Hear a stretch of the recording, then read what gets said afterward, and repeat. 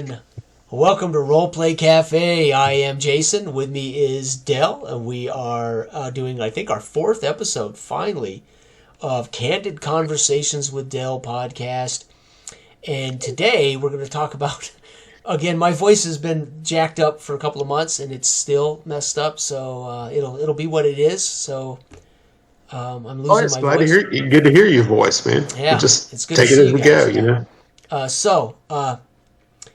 We're going to talk about role-playing, immersion, right? Of course, that's what we do on this channel.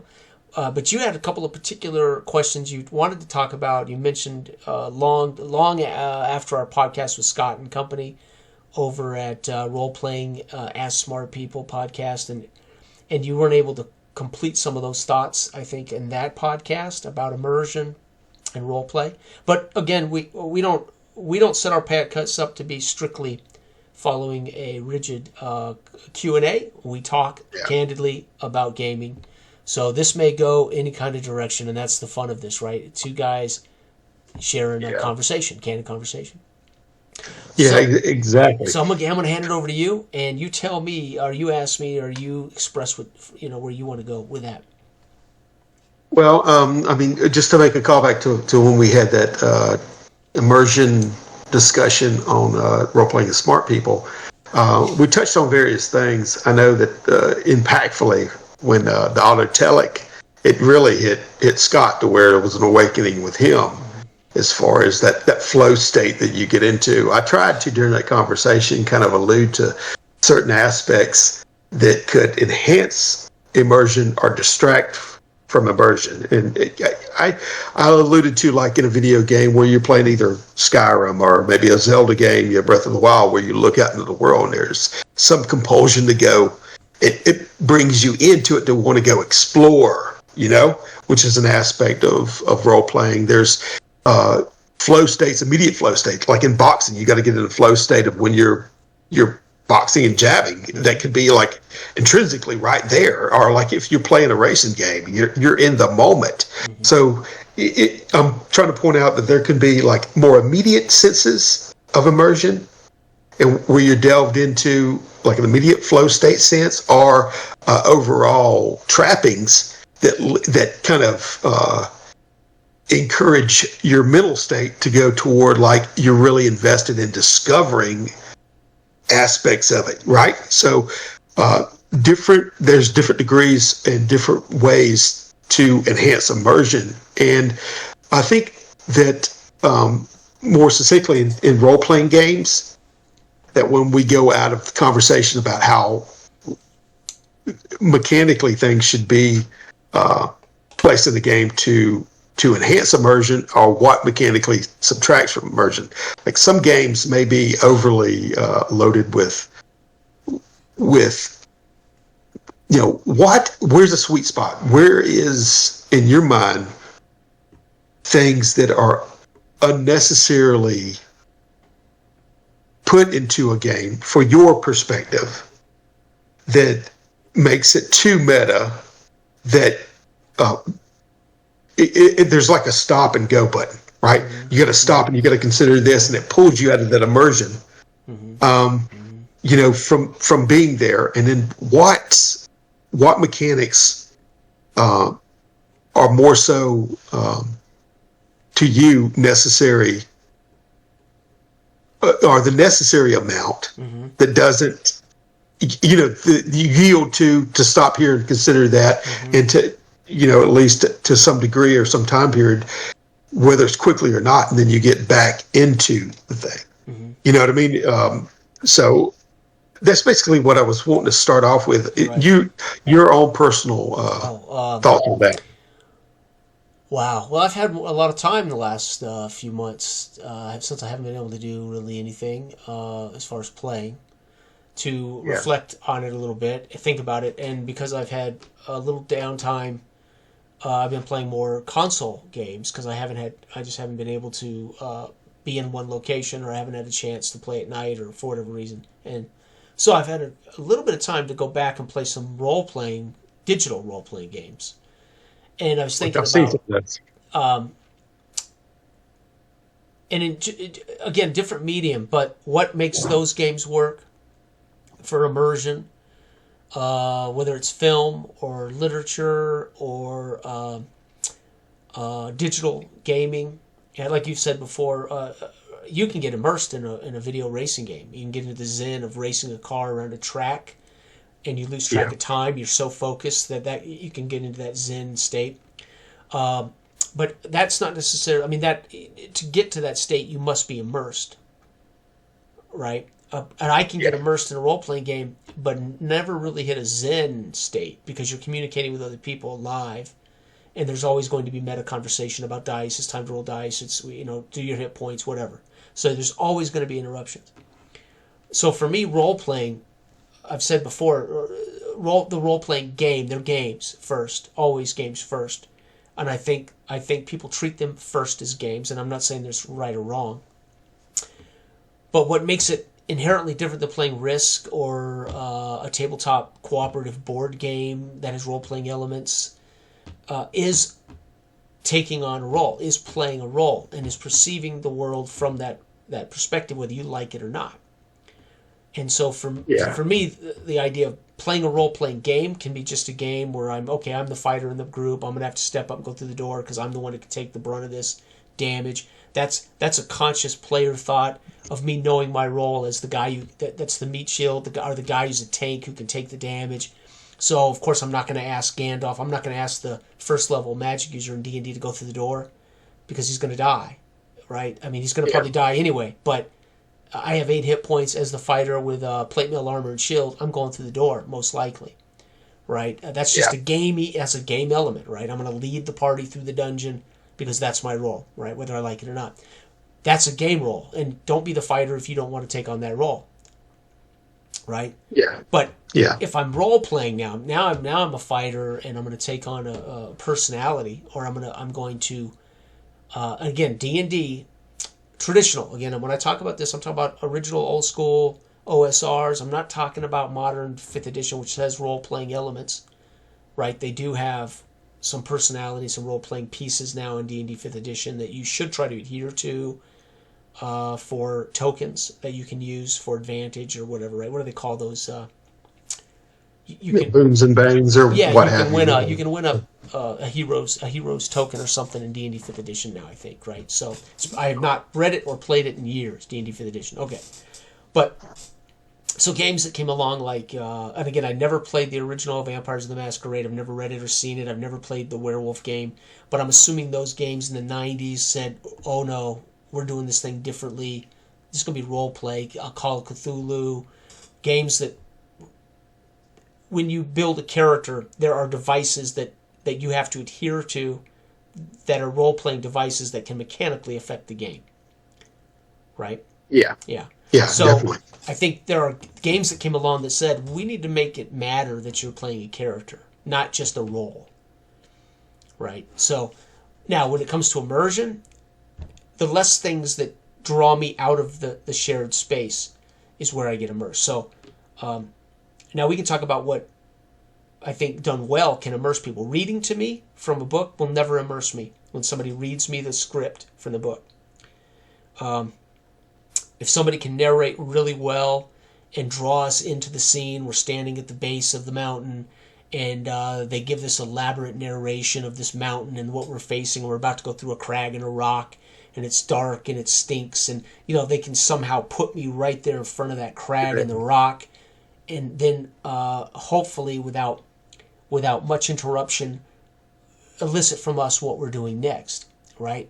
And in character, I'm going to respond. I'm lighting a torch. I'm what is that smell? Can we make out what that smell is? I mean, what am I smelling? I'd like to think that when I say that, instead of saying, can I tell what that smell is? Right? But that's what you're going to do. In most D&D games, somebody's going to say, can I tell what that smell is? It's Mother May. It's okay. It's communication. It works. It's meta. But I'd like to think when I say in character, what is that smell? It might cue the GM to say, let's make a history check here, or let's make a survival, whatever check there may be in the game, where my character might go, yeah, I've smelled this before. It's a carcass. It's some dead animal somewhere, right? Or who knows, right? It's sulfur, or it's, right? So I can be immersed and have both versions of the conversation. I guess where I differ from many of my colleagues, and I grew up playing original D&D and Top Secret and Boot Hill and Star Frontiers, and we still played them as games. And we probably were too young at the time to really get into. We weren't even mature enough to know, to know what a character might be other than a caricature, a greedy, selfish, right, character, and that's it. Or really being somebody that we liked from a movie or fiction. Right, you would draw on your favorite character in a movie you watched or your book you've read, and you would want to be that character, right? So as a kid, you draw on those things, right? But drawing on the want to be a character in this space and discover how this character will deal with these crazy situations, or that I think most people don't do and aren't interested in. You don't have to. So yeah. I don't play games. I never play games first. Role-playing games. I don't play them first from the game's perspective. I do whatever the rules tell me I have to do to create a character properly. So I'm playing legally. I've got a legally made fighter for D&D. Outside, and I'll roll up the gold, and I'll legally arm them with what the rule book says I'm allowed to do. Spend the gold on the thing to get the thing, and then I'm going to think maybe a little bit about my character. I don't invest a lot in background ever in a character. If I do, it's just enough to inform me as to how my character is going to talk to other people and how my character is going to start perceiving the world that the GM puts in front of me. And then I don't know, right? And then I'm going to go from there. So, but I don't play the games to win them. I don't play the game as if we're trying to get through the dungeon and slay the dragon, if that makes sense. Yeah. I think you make a fair point there. I think I can say immersion. You can get immersed in the crossword puzzle, or you can get immersed in the mechanical elements of the game. And how your approach is, like if you sit down at a table and you're like, I have to fill out these, this character sheet and abide by these mechanical trappings that resolve conflict during the game. But if you approach it first and foremost about how you can leverage those mechanics to survive the situation, which I think, especially with the old school or whatever, that it was basically a lot of it was like a guy sitting down and running through a gauntlet, right? But anyway, not to get off topic, but if you're sitting down and you're in a mindset that you're going to play a role, whether you're a tank or you're a medic or what have you, with inside the party, that's a profession. And you can do that kind of blankly. Like when I used to play, if I was playing a dwarf, I would just do the stereotypical voice on the side, but I was really focused on my abilities on that character sheet to see if I could maximize and take care of the thing. Yeah. The viewpoint from the character in that moment, like to me, the setup that you were describing through the crag and you're going through there, like if I wanted to get really immersed and look out of the character's eyes at what that was portraying, that would be more so for the type of player that would want to, like you suggest, stand in the shoes of a player and play from that vantage point. What would motivate him? What is my motivation, Mr. DeVille? What you give that to me as far as a GM, and then I can understand what is happening around me and play off that the character's perspective and motivations. And it's there was, when I was referencing Dark Age of Man, just as a little, the one that Sam ran Jordan and I through, there was a moment there when I was as the character. It's a very old man, so he's preoccupied with whether he will get to Valhalla, and he's considered cursed because he's lived so long. Young warriors more. Yeah, you're not supposed to outlive your usefulness. Yeah, and that was kind of because I called him Grom the Old, and then Sam introduced that Grom the Cursed. You see what I'm saying? So it became organically in gameplay, which is what Dark Age of Man has a tendency to do. Then you bounce off of each other, and then all of a sudden it became more of a weight that in knowledge, awareness, a weight. So my decisions as that character were prompted in those ways. So I was trying to more fully realize that character and play and what he was doing. I was following that. I wasn't following, obviously, that character sheet about what I could do, and I wasn't basing my decisions or choices off what would be optimally better or more effective. Right. Right. I was simply following that. Right. So, Right. you know, in effect, the way we crafted Dark Age of Man, it is very much. Yeah, I mean, and I would argue Dark Age of Man is. I mean, it is definitely a role, capital R, role play game, in that you first and foremost are thinking about being a character in this world, and then you want to support them how a character would be. If you're going to make a peasant, then you got to think about, well, what's the role of this peasant in the world? You know, would they be strong? Would they be spiritual? Would they be intelligent? They could have an high IQ and be an uneducated peasant, right? They could have but you're not going to have prestige. That's the thing you're not going to have. You can't be a peasant and have a high prestige, right? So don't say I'm going to make a peasant and then give him 3 prestige. Completely contradictory to the mechanics of the game, and it won't work. Because prestige at 0 is a peasant.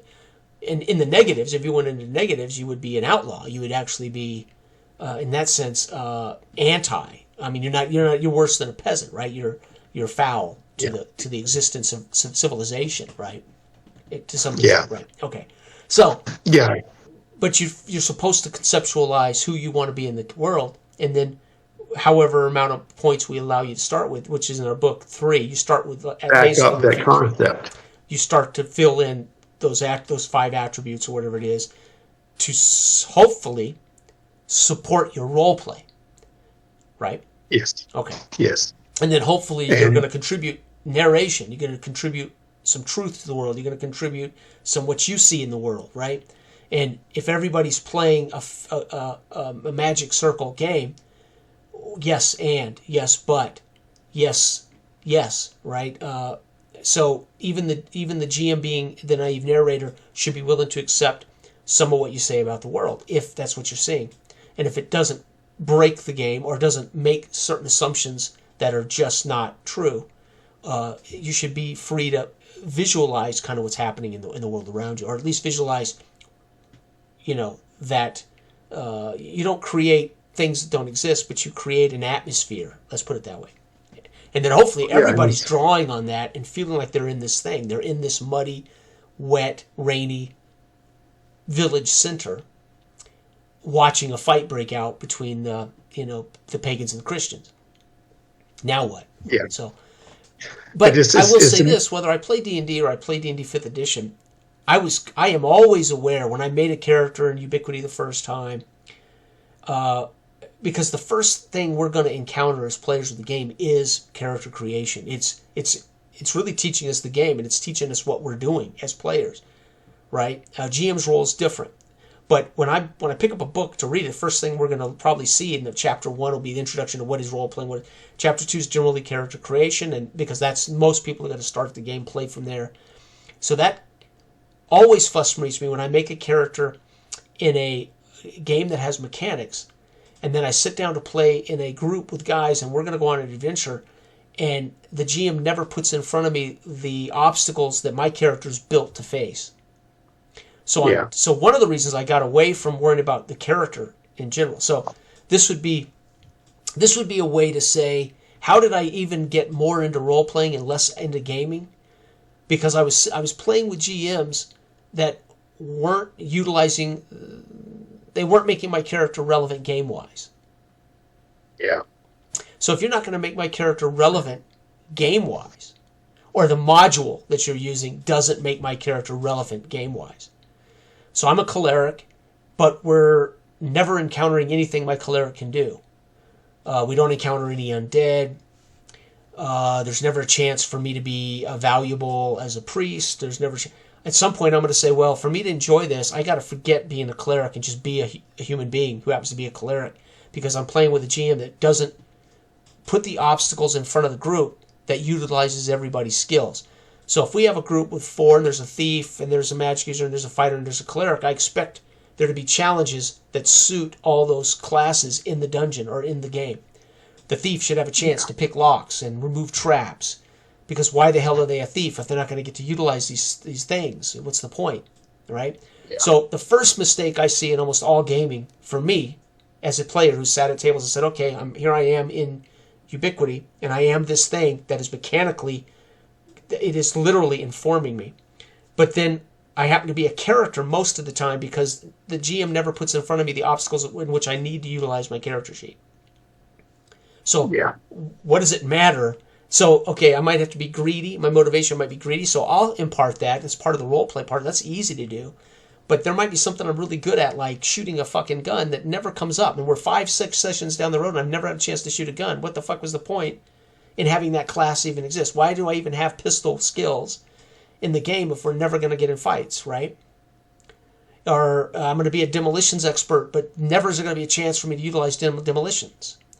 So you start saying, what's the point in making any of these fucking characters if the game really doesn't depend on these things? And I think in mini tables it does, right? In mini tables they still treat it first as a game.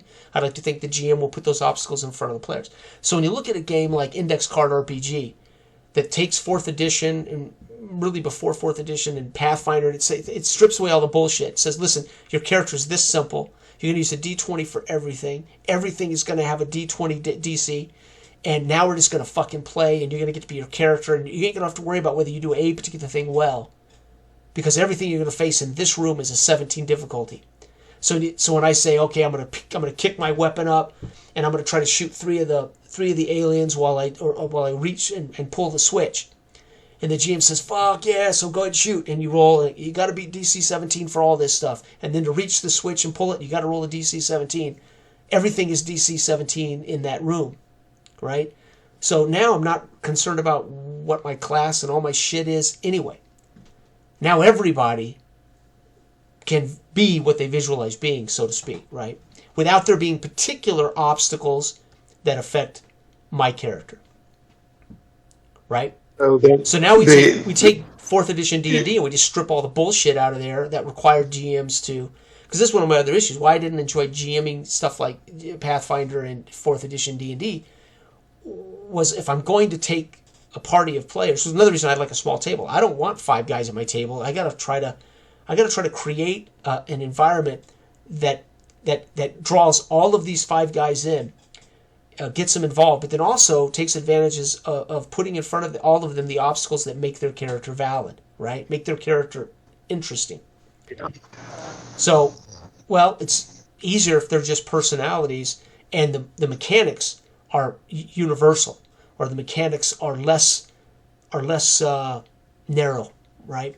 Like a thief and a magic user in D&D, they have definite powers and skills, low hit points, and I'm talking about original old D&D here. I'm talking about Moldvay, Mincer, right? Amazing. And those things should come into play by the player. The player wants to hide in shadows. The player wants to lurk in shadows. He wants to pick a lock. They're going to do that. They're going to request it when you don't put it in front of them. They're going to say, well, I'm going to hide in shadows here and try to backstab this guy as he comes down the hall. Okay, so let's make some rules here, right? But they're really not very reliable characters early on. They're probably going to die, and they're going to die a lot. So on top of that, we put them in a survival game, and we say, go play, but they got 2 hit points as a first level magic user on 1 spell. They're compartmentalized in the back of the pack as a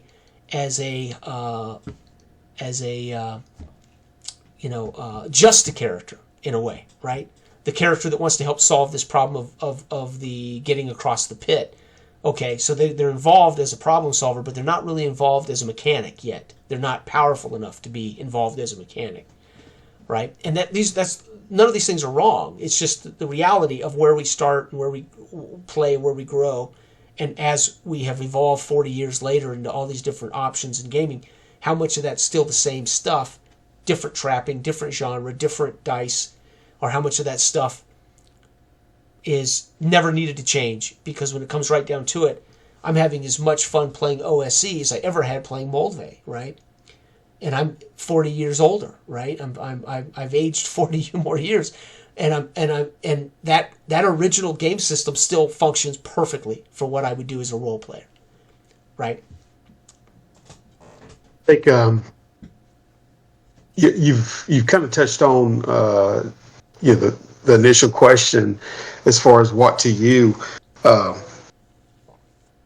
is mechanically necessary and what isn't necessary. Some mechanical bloat, that doesn't allow you, that does more starts and stops. I think whenever you are describing a game that, according to the role or the position of the characters, that would allow them to be able to face some kind of confrontation, like you said, if you never get a chance to use what's on your character sheet and accomplish something tactically or otherwise, or whatever your character is, it's like the GM would have to craft or pick a module to be able to speak to all the different players at the table. So that becomes like first and foremost what the game is about. Like kind of just naturally kind of cohesive, where the focus is, okay, I need to build something for this role and this person, and really the interplay of the character, this, or the personality that's inside of that,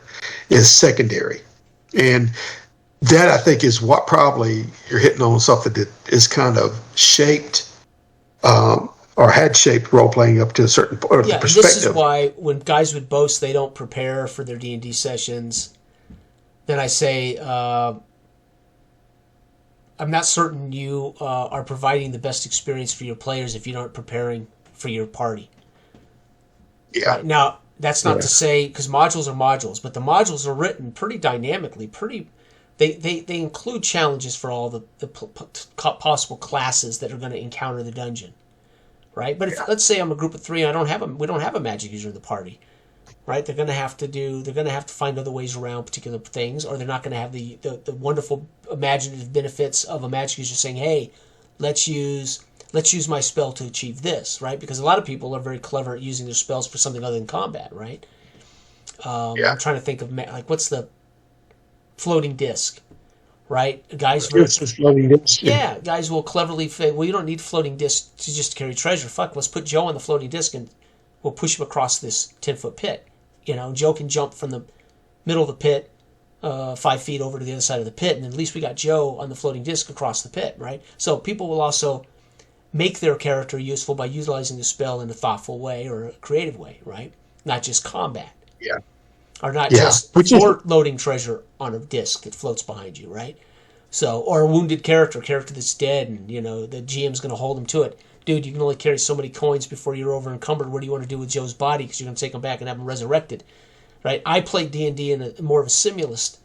You got to account for carrying Joe back. Joe doesn't just magically. This isn't a menu system in a video game where Joe just is kind of there in your party until you go back to town and have him resurrected. Somebody's got to carry Joe back.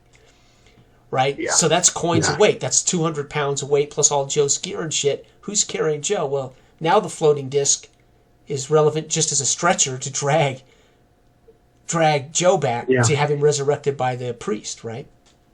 These are things these are things that are mechanics. They are part of even though they may not be covered in the rules, these are things that should matter. But I can see players going, yeah, but there's nothing in the rules in D&D Mold. There's nothing in the rules to say I have to account for Joe's weight to take Joe back to town. Well, as a GM, I'm going to say, well, it's obvious you got to carry Joe's body back to town, right? So there's not going to be an argument here. You have weight for your armor, you have weight for your coins, you have weight for your weapons and equipment. You clearly are going to have to figure out who's carrying Joe's 200 pounds and etc. back to town, right? So this makes the game always loaded with something that simple becomes an interesting dilemma for the party. Right? The game is always being played. There's always problem solving. There's always a game being played. And then that's not counting for what's coming up around that's not even accounting for what's around the corner in the dungeon when I've rolled a wandering monster that's on its way, right? Where we're going to encounter something else that's going to complicate their lives, right? So, and wandering monster tables are dynamic. So the priest can get involved, the magic users can get involved. So, now, roleplay, again, I think, and you talked about it, Moldvay doesn't just hand-wave roleplay portion of the game away. They define it, do they not? You were just saying in the book, the Moldvay book, they clearly define that this is more than a combat game. This is more than a war game, right? Yeah, as a matter of fact, they could try to find it here real quick.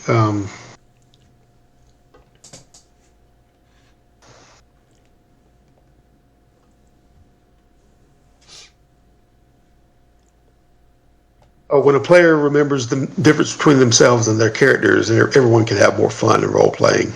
If a character has low intelligence or wisdom scores, for example, and then does something stupid, the player I can would call honestly that say, reverse I was psychology. playing my character. So I'm the kind of guy that says when I roll up a low intelligence, I purposely play a stupid character. I role play a dumb character, or at least not an educated character. Now, he writes that as reverse psychology. He says differentiate yourself from your character instead of saying you need to role play your character. So I'm saying I know what's up here, but I look at my character. He's asking you to look at your character and say, but my character shouldn't know this. Exactly. But he doesn't tell you in hard and fast rules. A stupid character shouldn't be dreaming up the answer to this, because even a stupid person can see clearly the answer. I mean, every great Western movie has the old man that sits around the campfire. He's the kind of the ignorant, irrelevant, wise old man who cuts through the bullshit for somebody and makes it clear. Yeah. Every movie has this guy. He's irrelevant. He's pointless. Master and commander. The guy that gets, in the first battle, he gets wounded in the head. They have to cut him open and they have to put a thing in his head, and he's basically unconscious. Have you seen the film Master and Commander? You broke up there for a second. Have you seen the film? Have you seen the film Master and Commander? A long time ago. Right. Well, one of the characters gets struck in the head, and they have to do surgery, and everybody's watching him as he cuts him open, and he's basically a comatose, hasn't spoken or said anything to anybody, but he's alive. And then he suddenly comes out of his comatose, and he cuts through the bullshit for the crew, right? Those characters existed in Western movies forever, right? Nothing new is under the sun. The kind of ignorant moron who's shoveling up the food, he's the cook, but then he turns out to be the one that can precisely help everybody get the one who sees clearly the answer to their problem, right? So you could play a stupid elf, but you don't have to be. You can be somewhat of a savant when it comes to certain things, right? But in a way, the way he writes that implies you're different than your character, duh. But you should think about how your character will be affected in the world as his attributes, right? And that's exactly what I've been trying to say. But I basically say role play your character. He's kind of being careful not to. He says it in a way I would not say it, but which is probably better than I would say it. Probably more diplomatic and it's it's reverse psychology. Separate yourself from your character. Don't be your character, because if you be your character, you're going to think more like yourself and less like your character. I'm always saying I take on the personality of a character. It's usually informed by the skills or the attributes of the class or the culture that we choose to agree upon. If we're playing a game where I'm not just an elf, but there's a culture that backs the elves, I'm going to have to take a piece. Robert the narrator's game, the elves or whatever in that world have a culture, and you need to when you make an elf character, you need to know that culture and understand how it's going to affect all your interactions with the rest of the world. And I did that when I made my character in Robert's game, and every time Robert talked about stuff, I brought up that culture. My character said, bullshit, I don't like those guys, because I paid attention to who my elf is and where my elf comes from. Well, see, this is broaching me on our kind of conversations about needed information that players should get either from world settings or from what it enhances. But I wanted to give you a little caveat here and finish what he wrote here. It said, all right, have a good day, Joe. It said, if someone has low intelligence, wisdom scores, for example, then someone can and then does something stupid, the player can also say, I was playing my character, and the others should remember not to get mad at the players. Their character may indeed get mad at the stupid character, but it's very important to remember that the player is a different character. This should not be used as an excuse for bad or selfish play. Right. So, you know what I mean? Just to run it, but to play genuinely, honestly, and the character. And that, ironically, that has been best personified by players who play thieves. and they justify their actions as fucks, as assholes, as dickheads, well, I'm a thief. Yeah. That's what a thief would do. You'd pickpocket you. Right? I Yeah, mean, how many of us have been in a party or have GM'd a group where there's an asshole at the table that slides a note to you in private, says, I want to steal Joe's purse when he's not looking. Yeah. Right? It's like, dude, I know you're a thief, but you don't have to be an asshole either. You know, steal from the world, steal from the NPCs, don't steal from your party members, right? That kind of thing, right? So, yeah. But that's, in a way, that's what he's saying there, too. It's like, you don't get to justify being an asshole at the table because of your character. Yeah. Right? Yeah. That's what do we call them? The hobo. Murder hobo? Murder hobos. I mean, yeah, in fact, murder hobo. Well, murder hobo no, is another problem with murder hobo. If your intent, no, but I'm talking about that in the alternate way. Yeah. You're doing it with the persona. Yeah, you're murdering that persona and the characters around you. It's the same kind of mentality that where you don't do it tactfully. You just shotgun everything, whether it's your character to get away with it, right, or you're trying to, you just do it because, but you're not really. That's a danger, is what I'm saying, of not playing in the headspace. Of course, I think somebody who would play genuinely just by their character sheet and try to min-max or take the most advantage might be privy to doing something or to pulling those antics. I think somebody who genuinely, and we've seen in our game when we play, that you want to play genuine and you don't want to betray that character's genuineness in the game and keep it real. Right. So we do play that way, and that's what he's trying to foster here in play. You know, by that little, don't do this for selfish play. Don't do it for your own self, whether it's to say, oh, I get away with this, or I'm just going to attack this guy for no reason. Right. Like I said, Jory said, my experience with those kind of guys is they don't have any other, those kind of players can't not come up with any other solution, so they just lash out. Yeah. So I would say non-creative, unimaginative players just lash out when they get in a situation that's frustrating to them as a character or a player, or they're bored. It's a symptom that they're fucking bored and they're not having any fun, right? Yeah. So they don't know what to do. Yeah. Kind of deer in headlights when it comes to them. Yeah. Being a murder hobo, that just happens to be the nature of Dungeons and Dragons. I mean, you're traveling. You're a hobo. You're without a home, and you're going to end up, for the most part, in confrontations. When you enter a dungeon, you run into goblins who are trying to hoard treasure, and they've been harassing the locals. They're not going to. You walk into my front door, you're going to get a different greeting than if I invite you into my house, right? So, if somebody comes into my house uninvited, I'm assuming they're murder hobos, right? And I'm going to treat them as such. Same with the goblin. It's going to treat you as it's invading their home, right? So most of those scenarios in D&D, or early D&D, there might be some parlay with the goblins, depending on how that goes. But very often, you're there to eliminate the goblin threat, take their treasure, and help the local village by getting rid of the goblins. Do you think that's lazy in effect in some way? Because what I'm saying is, if you're crafting, whether it's a self-made module or you're reading from another module, and you're trying to place in front of the characters, in front of the roles that the characters are, whether it's a tank, like you said, or whatever, these situations that they have to deal with tactfully or otherwise, it's like you plant them there for them to encounter, and usually it's through violence that people go. It's not necessarily that imaginative. I mean, a lot of times we'll pride ourselves on, like, oh, I just diverted the river into that goblin cave and drowned all of them instead of having to go in there and I fished them out later on and cleared it. You'd like to think that if you happen to narrate, or they happen to see a map and says, there's a river here, guys. Yeah, look, the contour lines show that river's flowing down. And a player says, dudes, we can take advantage of gravity, the river, and we can just cut out.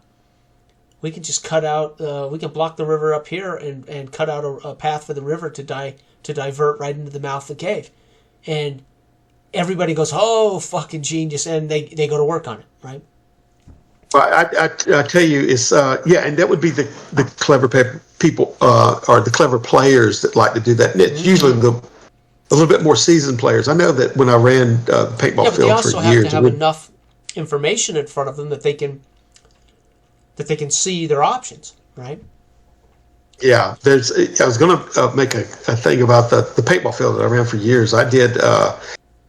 We would do scenarios that happened the whole weekend, play through the night and everything, right? And so a lot of what I saw initially, because I would put on scenarios myself, events, right? And we would have like premiere scenario people come out to lay out scenarios, and it was always that they gave the mass bulk of the young players, like they just ran around randomly shooting, and then they would give the missions to the more seasoned players to try to do a mission within the chaos, right? I altered that somewhat, like in Mob Wars. I did newspapers to where everything that was being timed in certain areas, like at 2:00, the police were picking up, it was reported that they would be there.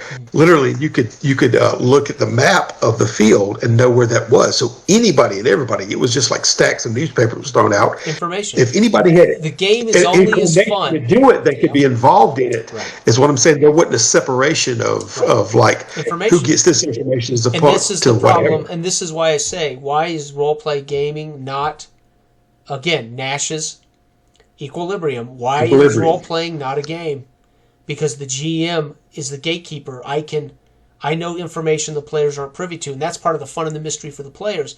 But because I know that, it's not a game. It's not a game because we're not equal. Equality is we're going to play tic-tac-toe. You know the rules, I know the rules. I get to go, then you get to go. That's equal, and if we play tic-tac-toe infinitely, no one will ever win. That's Nash's Equilibrium. That's a game.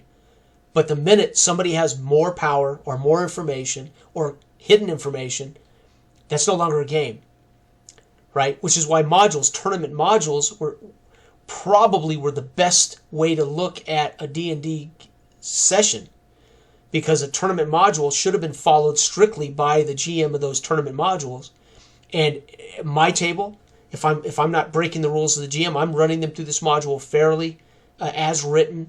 For this table and Joe's table over there and Bill's table over there, and whoever survives the module and whoever amasses the most coin or whatever at the end of the day at the convention is the tournament winner.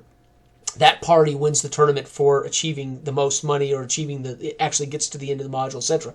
That's implying the GM's played it like a game, as the module itself guarantees he's not changing shit, hiding shit, tweaking shit, cheating, quantum ogring or anything else. And also therefore rolling dice in front of the players would be, I would think, a mandatory deal. If not, I can be back there fucking up a party all day long by just lying about my die rolls. So this is why role-playing games have game elements, but they're not games. They're just not, right? Cooperative tabletop board games, those are games. And if we all choose to role-play characters while engaging the table and the cards and the rules, then we can have an amazing role-playing game session cooperatively with a board game. Everybody knows the rules. Everybody's on the same side. We all know how we beat this game. I've been trying to play Gloomhaven the last few days. They made Gloomhaven for the PS4, and I've been trying to play Gloomhaven on the PS4. It is the direct translation of the board game. It's amazing. Yeah, I got it on Steam. I just have it. It's fucking hard. I've tried 15 times to beat the first scenario, and I can't do it.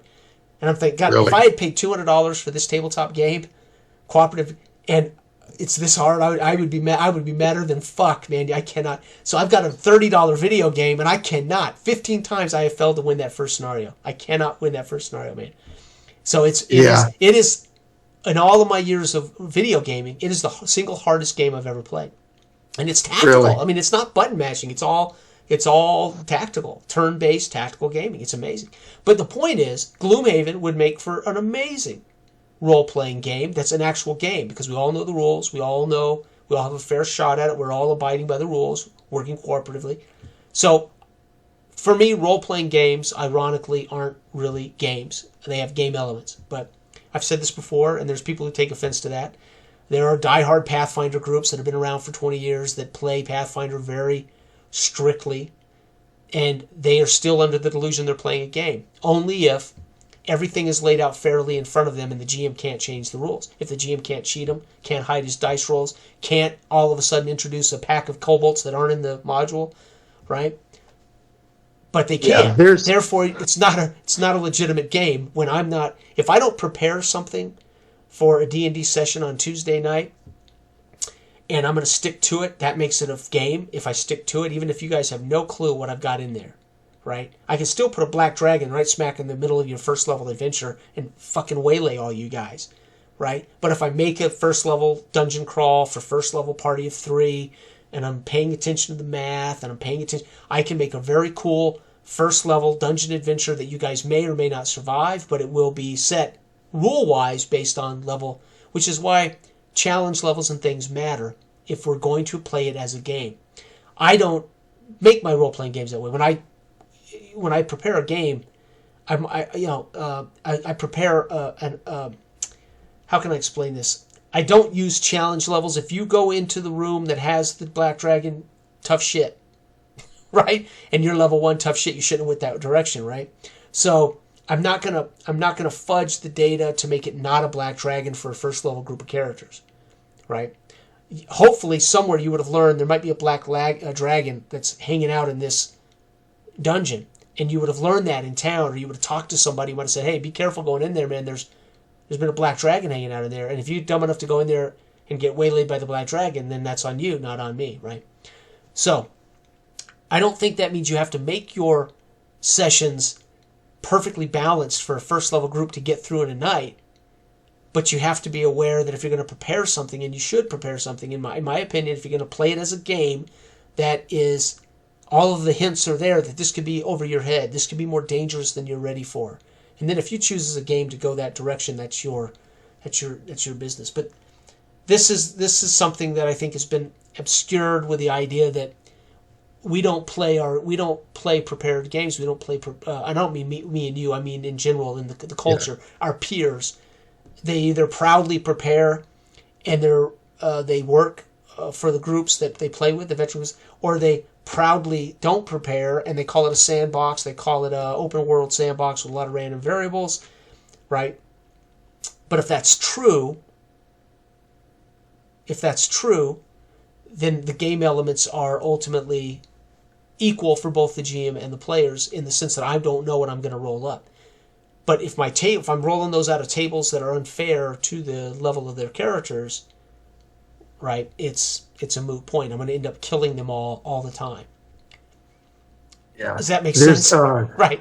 Yeah, I wanted to point it because you brought something else to mind. The first thing I was going down when I was mentioning about the paintball thing was the difference between the murder hobos running around constantly and the people that would actually be achieving something.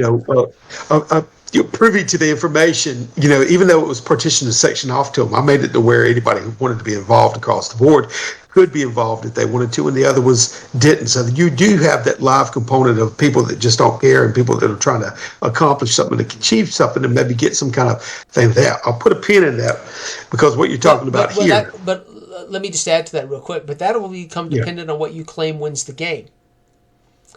So again, part of what makes the game is the goal. We have to agree. We have to all know the rules. It has to be an equal, and we have to know how to win, and we all have to agree that that's the goal, to win. So my perspective, if you tell me when I go out on the paintball course, you say, "Hey, last man standing wins," then I'm there to kill every fucking body. That's how I win.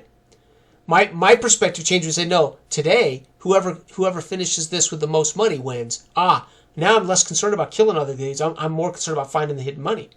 So my perspective is going to change based on how you tell me we're going to win the game. So when I say on Dungeons & Dragons, all right, guys, make first-level characters. I'll see you Tuesday night. But I don't define any goal, right? The goal is assume that you're going to go out and look for treasure. And then you're going to find out what's going on in the nearest village. A quest giver says, hey, we got a goblin problem. Would you be willing to do this for 25 gold? And you guys might decide to do it. You might not. We live in a world now where people have said, dude, I don't want to play that way. I just want to head off north. And I want to experience the thing. Well, they're asking the GM to make a compelling and interesting world on the fly. And there are GMs that claim they can do that. There's GMs that do that. I've done that. But how compelling is it to just fuck around at a table? Right? There's got to be something compelling. Todd does this masterfully by presenting us with a map where you see on the map, you say, dude, check, that's pretty cool. What's over there? We're not headed over there right now, but you're thinking, oh, dude, that's intriguing. This map that he shows, that's intriguing, dude. Those horns over there, that's pretty. Or when he says, hey, you're hearing across the lake moans and shit on the other side of the lake, right? He's making the world interesting by putting in front of us things that are out of our reach or out of our consciousness or out of us. So there's a mystery, but it's not just you're standing in an open field. What do you want to do, right? But that parallels like what I was saying about like Skyrim or whatever. You see the mountains of it. I wonder what's over there. I need to get to it. Or you see that. It's that part of immersion that makes you kind of be. But for that to work, Todd has to have prepared something at some point when he created Joth. He doesn't have to prepare the night. He just has to know that over here in Joth is particular dice tables. And over here is a particular type of culture of halflings. And same thing I did with Broadlands, right? So on the map, there's a culture. There's tables and there's people and there's a culture there. If you go over there, you're going to get to play in that culture. You're going to get to experience that culture. You're going to get to meet those NPCs, etc. But that's not to say what's going to happen along the way isn't completely random, right? You're going to randomly run into a small village along the way that becomes the entire night's entertainment. And it was rolled on a chart, right? Dark Age of Man to some degree. We're actually not doing that. We understand the world to some degree.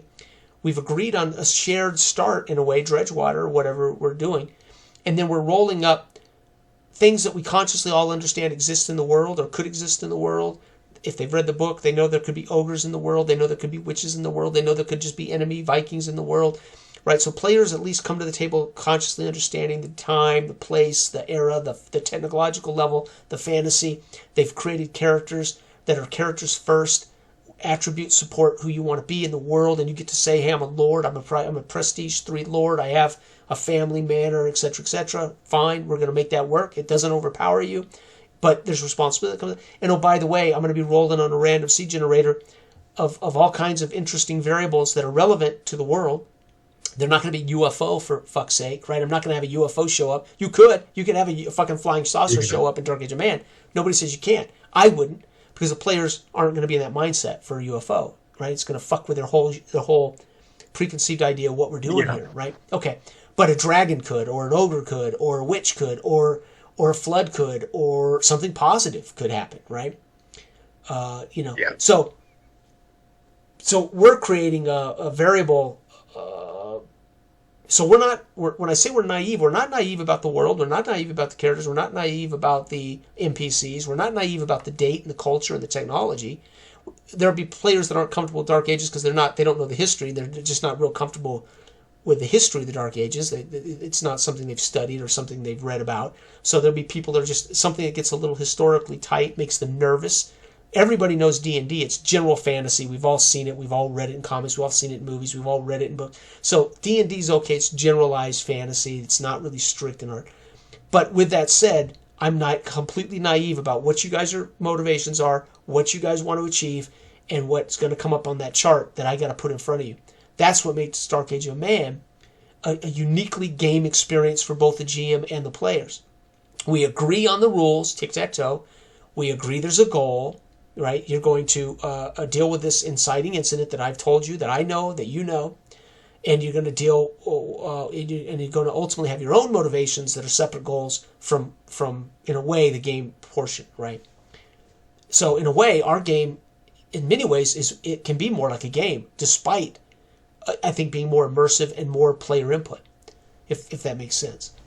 It does. I want to throw back to whenever our first two sons, and the other one he plays video games, the younger of the two, and I mentioned about playing Dark Age of Man, and he kind of casually had been holding off, but his reason for doing so, he admitted to me, was that he felt like when you're playing with somebody who could just change something, he didn't feel like he was playing against something that was solid. Because he thinks it's a game. And I'm telling you, role-playing games aren't games.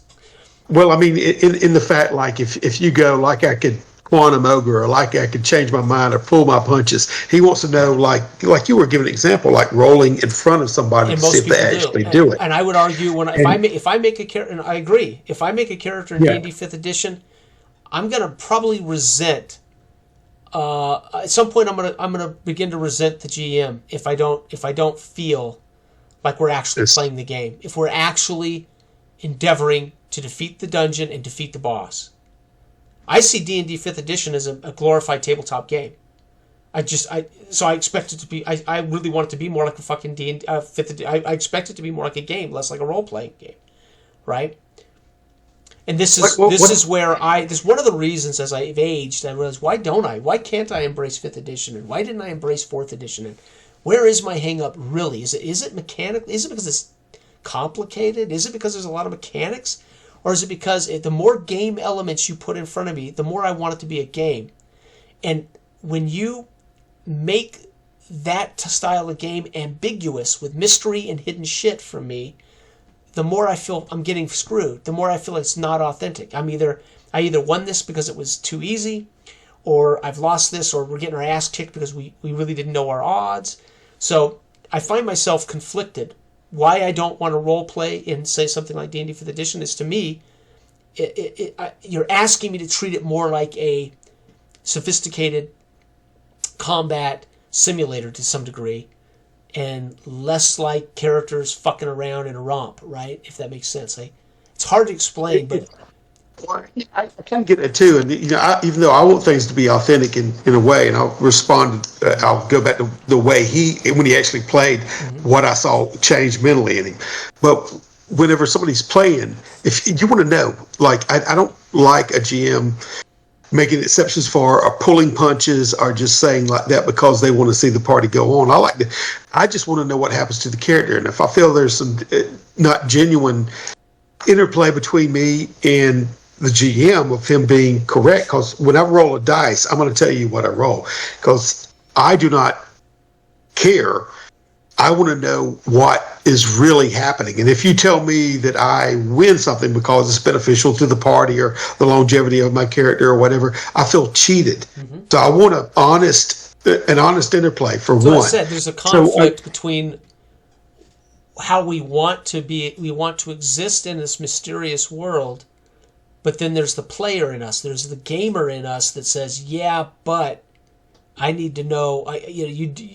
I definitely am less fulfilled in a game of higher mechanics when it's not presented. I'm not presented with all the information to make this a legitimate game, right? But go ahead, finish. I didn't mean to interrupt. Yeah. No. You're right. I mean, it's difficult to me whenever I'm playing. Like I said, I want it genuine. So I understand where he's coming from on that. I think everybody does. But what I saw him transition to was the character that he picked had a little bit of authority, right? Had a little bit of prestige. So when he's playing and he's actually in the moment as character, and I'm addressing him that way, so it kind of introduces that aspect that he wasn't thinking of. So he has to respond to me in kind from that character's percentage. You know what I mean? Or whatever. I could tell that something was clicking in him, and then that became real to him. Yeah, that's because he was actually role-playing, not gaming. Yeah, that's what I'm saying. There's a real confusion here. Role-play gaming, there's either a lot of role-play and not a lot of gaming, or there's the game itself demands more gaming, therefore role-play is irrelevant. And I think role-play gaming has been the wrong term from day one. Yeah, I agree. Your son was finding out what it's like to role-play. Yes. Because he doesn't need role-play for gaming. He could do it with Axis and Allies. He could do it with a video game. He could do it with an open Gloomhaven as a shared tabletop experience with you and your sons, all going in to defeat this first mission in Gloomhaven, and you're having a blast. You're rolling dice, and you might even talk in character. You might have, but that's gaming, right? So he was experienced role playing. The game element's irrelevant to him at that point. Exactly, and there's a power to it, and it hadn't been, I mean, I could tell he was immersed in that character. Like I said, you can be immersed in any way, even if it's just like a Gloomhaven type experience where everybody's in there in the moment and seeing if they can roll that roll, and the big, I hit, like we all do, 20 and that 20. There's the focus of that, but whenever you shifted, it was really cool to see him across the table when he was when I had to come up to him as, as somebody that he walked into a situation where somebody was just assassinated, right? And he had to, it put him in a situation where he had to take command. And so what is he going to do? And I'm describing the scene around him, and he had to really stop and think, what would I do in this situation? Right. So it put role playing. That's him. So when I role played with my sales staff, when I was managing a gym, I would literally become the customer who comes in the door, and I wouldn't change out of that, no matter what.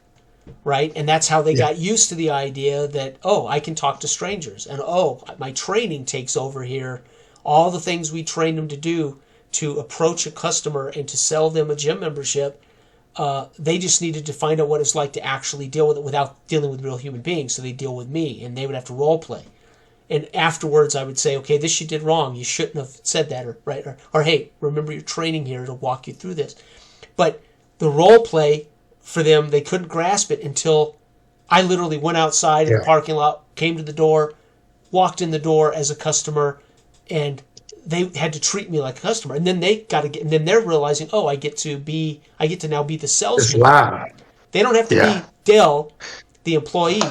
Now you're Dell using your training to sell a customer a gym membership, right? And by staying in role, we get to conceptualize. Well, how do I deal with this guy? Because I wasn't treating him like there's a right and wrong answer, right? I played a character. Hey, man, my doctor just said I'm headed for a heart attack. I need to start exercising. I pass this place every day when I drive by, and I realize, this is the day I guess I got to buy a gym. I got to do something, and then their training should kick in. Introduction, rapport. Let me show you around. This is what we can do for you. This is what exercise can do for you. Their training should ultimately walk them around, and bam, they're ready to sign a contract. Yeah, this is it's important because you can do that. I think people have a natural reluctance to engage in that way because there's insecurities, and there's a lot of people even with role playing that's why it's so easy to put that role playing aspect of the game on the back burner. It's mentioned like we just said in these older games, but everybody has a more comfort, safe zone feeling of like, I know that I can do this turn-based thing and it's my turn to play and I'll roll and get excited about that. But they're not so excited about engaging in a close situation, in a live situation. Here's the funny thing. This is what's amazing.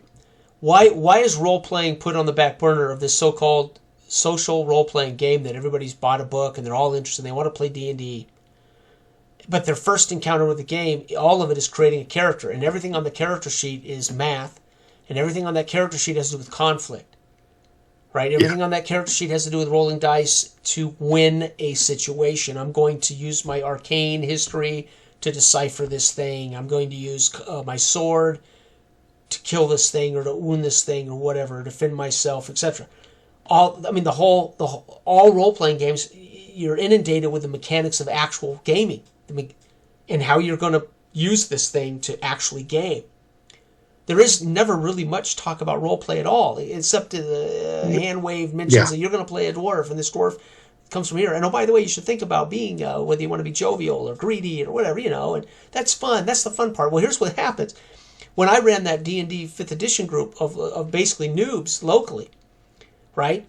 Well, they're all preoccupied. They're all like, holy shit, making a character took us... Our session 0 was discussing it and then making characters, which took hours for these people to make their characters. And then they were excited about their characters, and they've just invested all this work and time, and they're fucking proud of these characters, and they're ready. Now they want to find out how these characters are going to be and do, and we all do that. I mean, I'm 53, and every time I roll 3 dice 6 straight down, dude, I'm like, fuck, a new character, this is great, right? I can't help but want to enjoy this new set of numbers, this new math set of numbers, right? And what it's, okay, but I'm going to imbue it with a personality and characteristics that aren't just numbers.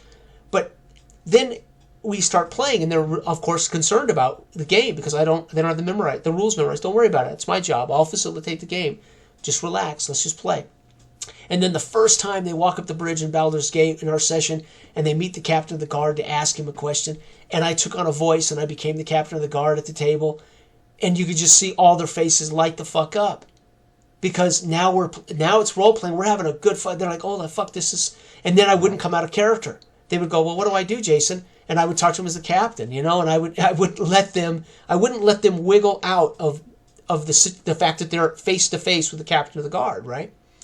And then they start to get it. They start to play the character, and they start to get engaged in the conversation, right? Then we say, go ahead and make that check. Now that you have decided you're trying to bluff me, or you're trying to intimidate me, let's make that roll, right?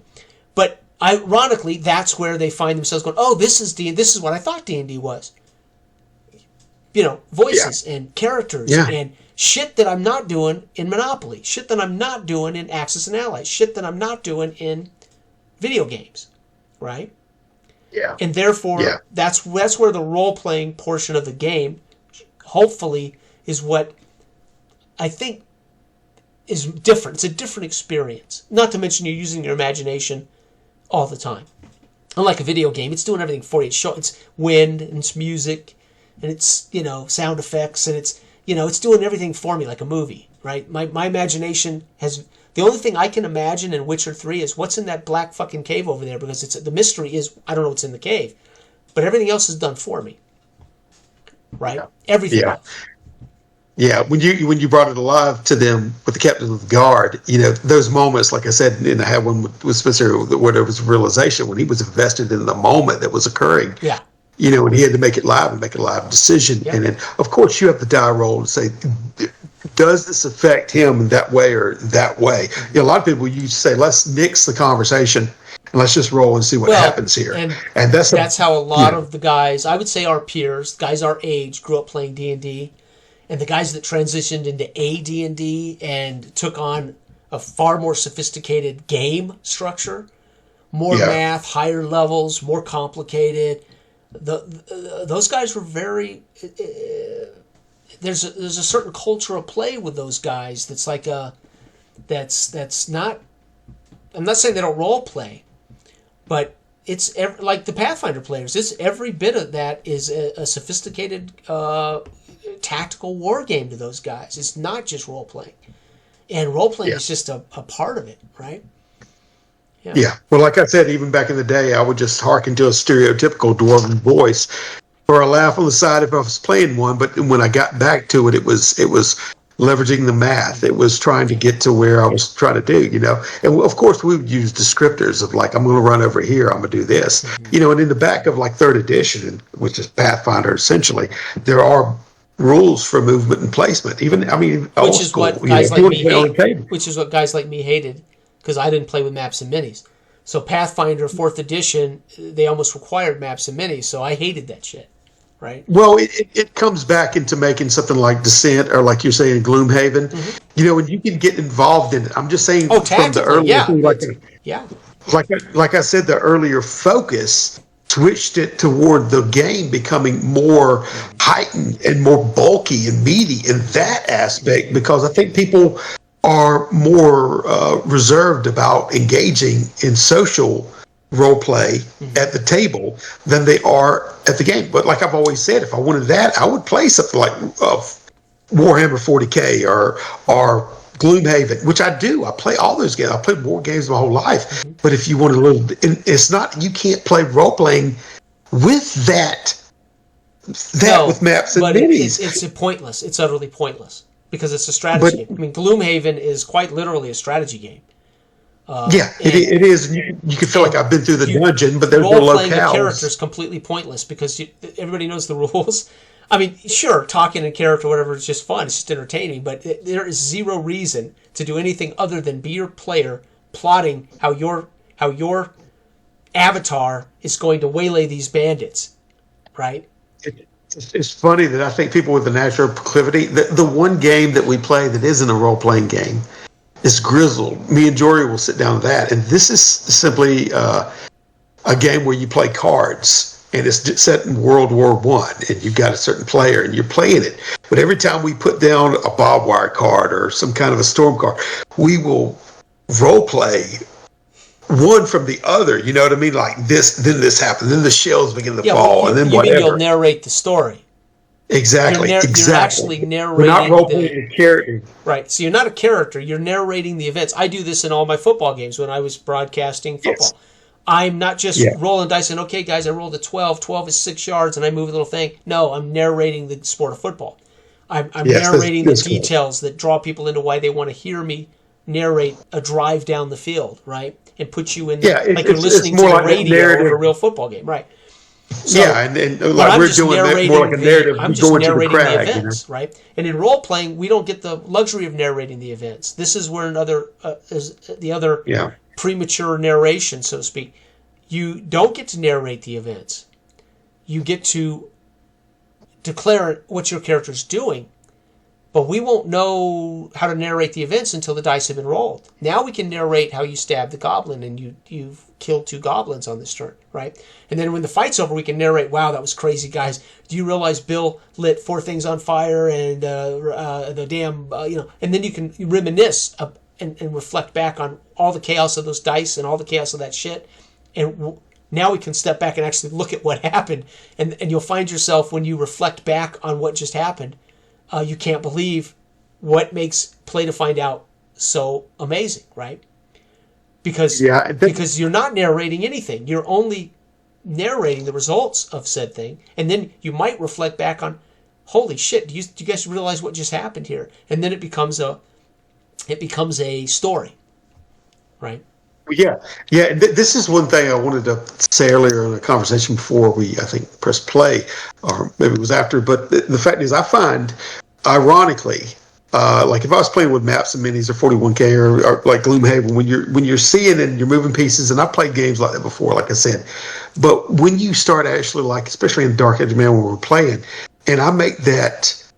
When we were doing it in Theater of the Mind, obviously, but when I'm making that thing, or even like in Simbaroon where Shig runs over and lights the torch or lights that thing on fire while the other people are making commitments to their actions. Yep. And, oh, no, you're over here. And it's known amongst the table of what you're doing live in the descriptive narratives. So it keeps, like I've always kind of said, the community mind's eye theater theatrically just evolving in front of us all, so we see what we're doing. Circle. We all agree that we're going to create a fiction, and we're all going to agree, social contract, so to speak, that you're not going to defy that fiction. Not knowingly defy it. You're going to agree to yes but, yes and you're going to confirm Dale's fiction too.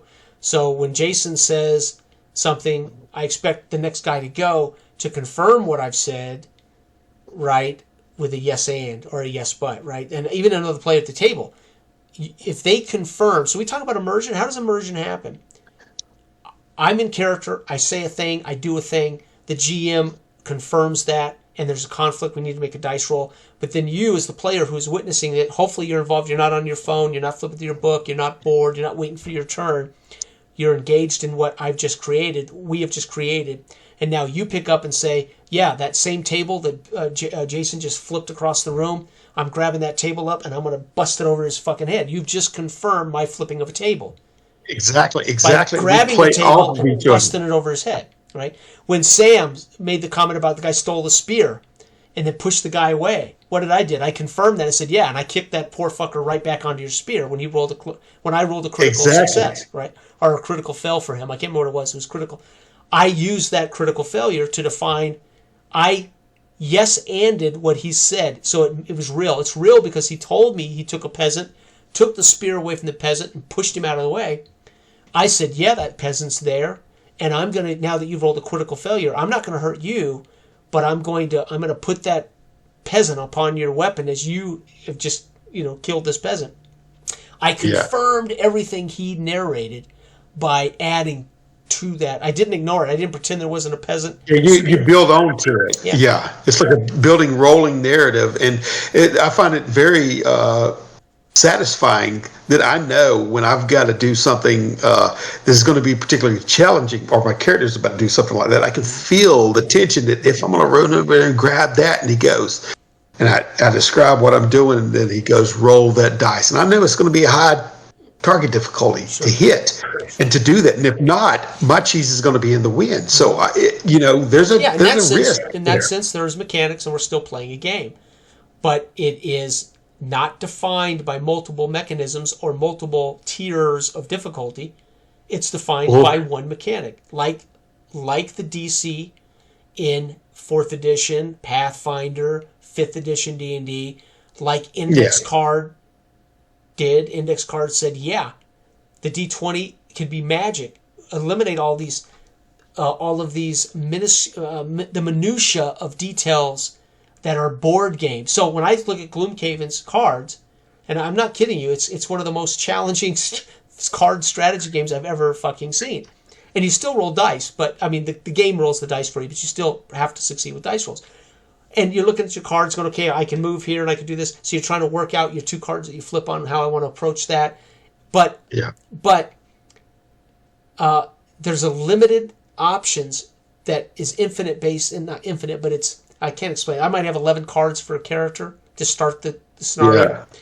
There are 2 things on each card. I can only use 1 from each, top or bottom. So there's 22. So I start the scenario. One of my characters has technically 10 cards. That's 20 things they can do: attack, or move, or heal, or make a shield, or whatever. And then how I place those is my initiative, and then which one I choose to use first forces me to use the opposite on the other card. So if I move on one card, it's the bottom, it's going to force me to do an attack on the top of the other card. Or if I attack on the top of the other card, I can only use move on the bottom of on the second card, right? Now I can skip movement and not move at all, but I've just wasted 2 cards, and one of them I didn't even utilize the card because I skipped movement, right? So, and as your cards run out, you're fucked. You run out of cards, your character's exhausted. So if you're not dying from being wounded, you can exhaust your character out with his cards, and it's over. So I've played this thing 16 times and I've never finished it. My characters keep getting exhausted before I can finish the last room, right? So it's unbelievable. But my point is, all of that being said, there's a narrative there. I can see, oh wow, when the Kragar banged the earth and kicked dust up and blinded the bandits, this character was able to take advantage of that with his attack and gain an advantage to kill these bandits. So you're telling a story. Kragar hammers the earth and kicks dust into the air, right? There's a story that comes from the strategic actions. But I'm not role-playing. Yeah. But it's right. There's no role. I know you're doing the narrative like we were discussing, and that's what you're explaining. And all the strategic action is based on, that whenever they did the math on this, they knew that there was one that come down to the wire. Yeah. So you have to manage your die rolls. You have to manage everything just perfectly. Couple of bad die rolls, and that window is very narrow. Yeah.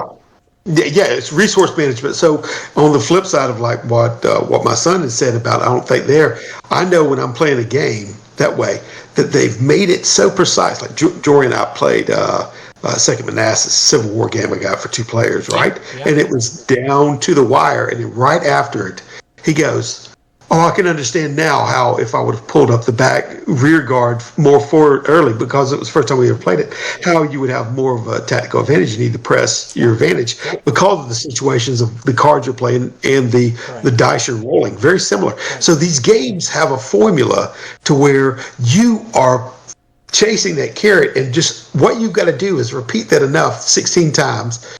You're trying to resource manage until you get there, until the die rolls are favorable enough. Well, or I literally get better at using the cards, because I'm the first 5 times I played it, I just looked at them as attack cards and movement cards. I wasn't putting together how I could grab this card, and then and again they're also moving, so I could grab 2 cards and think I'm going to move 5 and I'm going to waylay these fuckers with this attack. Well, they draw 2 cards that have a better initiative than I do, and they end up moving out of that spot. I'm like, fuck, I don't need the move. So that card's wasted, because the move part, I was going to use move to get to them, but they drew their cards and went before me, and they moved toward me. Fuck, that card now is wasted, because I was going to use the move on that card, but they've moved now into range. I don't need that card. So you're always it's all solitaire, right? Yeah. Yeah. Mm-hmm. It is. That's what you're doing. You're playing against a solitary game anytime you do a single player game, and you're just waiting. And of course, it's resource management on your end. Like, you have to get to a certain proficiency of resource management, and then have favorable die rolls or either card selections, and this is then you're able to either win, and that's all you're playing. And this has been one of my pet peeves of D&D my entire life, whether I GM'd it as a kid and even as an adult. I was getting better at it. OSRs, I should say, and then even as a player in these. It's in the book, right? Rations are in the book, water's in the book, torches are in the book. All this shit is resources, and no one ever fucking does it. I've never had a GM that actually says, you're out of food, now what? I've never had a GM say, dude, your torch has gone out, now what? It's like, what the fuck's the point? Half of the game, half of the whole point of D&D are deciding, do we go 2 more days into this fucking dungeon? Man, I'm out of food, guys. Man, I only got 1 torch left. Exactly. It's resource management. Yeah, and that's a part of D&D that should exist. So when I talk about it not being a role-playing game, well, if we're going to treat it as a game, all that shit needs to matter. And then we still can role-play characters, but D&D for me still, first and foremost, is a game. That's why there's a thief that does particular things. That's why there's a magician that does particular things. That's why there's a fighter that does particular things. That's why there's a healer. So, again, when 5th edition said, hey, now the ranger can heal, I'm like, fuck, dude. Now we got, how many classes can heal? How many classes can cast magic missile and shit? At some point, it's like there was a perfect balance in those 4 classes and what they could do to help each other. Complementary gaming. How they complementary. So we're not just characters in a game. We are also roles in the party, and it should be complementary gaming. Well, for that to be really good, the dungeon, the preparation by your GM has to challenge the whole party, not just one guy. Monsters challenge one guy. Who do monsters challenge? The fighter. Yeah. Because the rest of them aren't combat classes. Well, the reason it's so fucking lethal, and the reason so many people despise D&D, because really 90% of it is asking the fighter to take the brunt of the obstacles. Well, he only has 4 fucking hit points or 6 hit points of plate mail armor. The rest of them aren't combat creatures. So what D&D 5th edition's done, and 4th, they tried to make everybody combat creatures. So they recognize that what's really happening here is D&D's too combat heavy for the original game. The fighters were the only ones that were really combat characters, right? There were some support tactics, but let's not kid ourselves. The fighters, the combat. But then almost all of the D&D's conflicts are gonna center around combat, unless they give us another way to deal with obstacles. Well, they don't. So they just ended up making every class in D&D combat effective.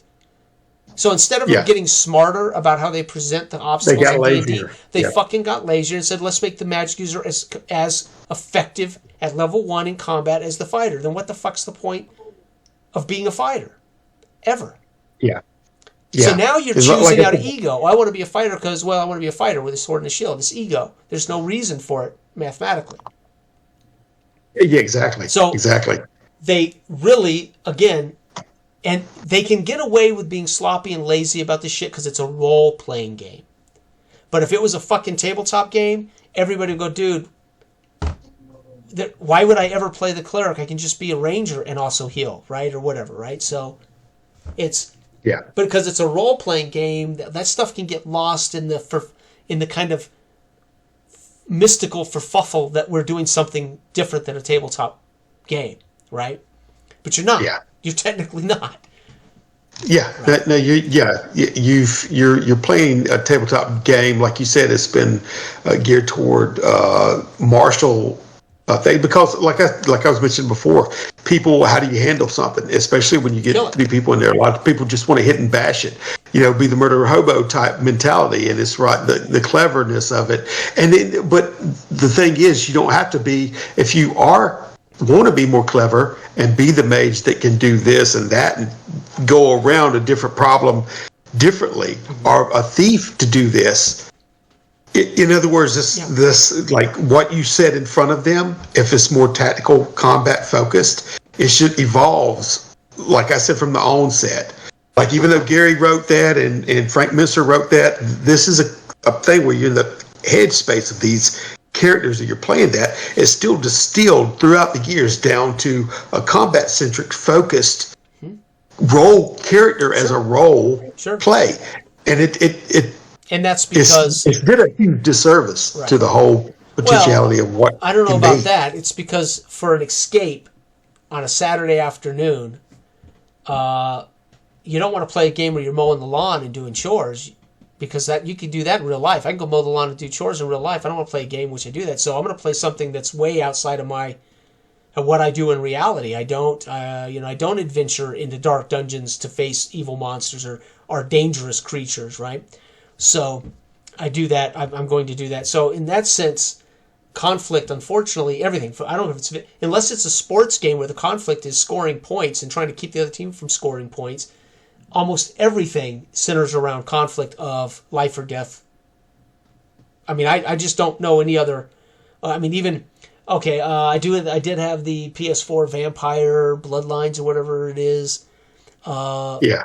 And that there is, I haven't finished it yet, but there's never been any moment of combat in the whole thing. It's 180% investigative communication. There's not been one bit of combat in that Vampire the Masquerade Bloodlines game, or not Bloodlines. What's it called? I can't remember the latest one. It's not great, but it uses the Vampire the Masquerade dice, and it uses the actual rules of the tabletop game. So I get a chance to see how Vampire the Masquerade works as a dice. Skill points, pools, right? Dice rolls. Very cool, very clever. I've played, I think 3 chapters or damn near 2/3 of the game at some point over the last couple of years, and I haven't encountered any physical. There's not been any combat in the game.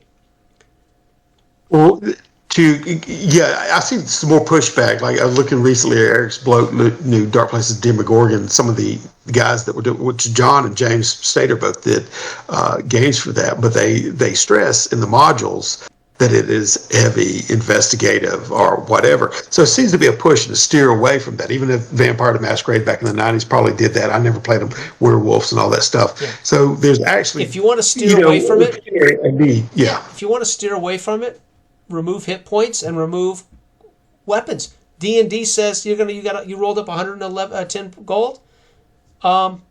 You need a sword, you need armor, you need a shield. I mean, that's D&D is implying. Unless you're a magic user, well, you need a staff and a book. A thief might need thieves' tools and a grappling hook and a rope. But the reality is, it's implying everyone better have weapons and armor, because we're in a period in history, fantastical or not, that is loaded with dangers, and you're going to find combat is the chief conflict. Yeah. And I'm okay with that, right? I'm completely okay with that. But if I just I was thinking about I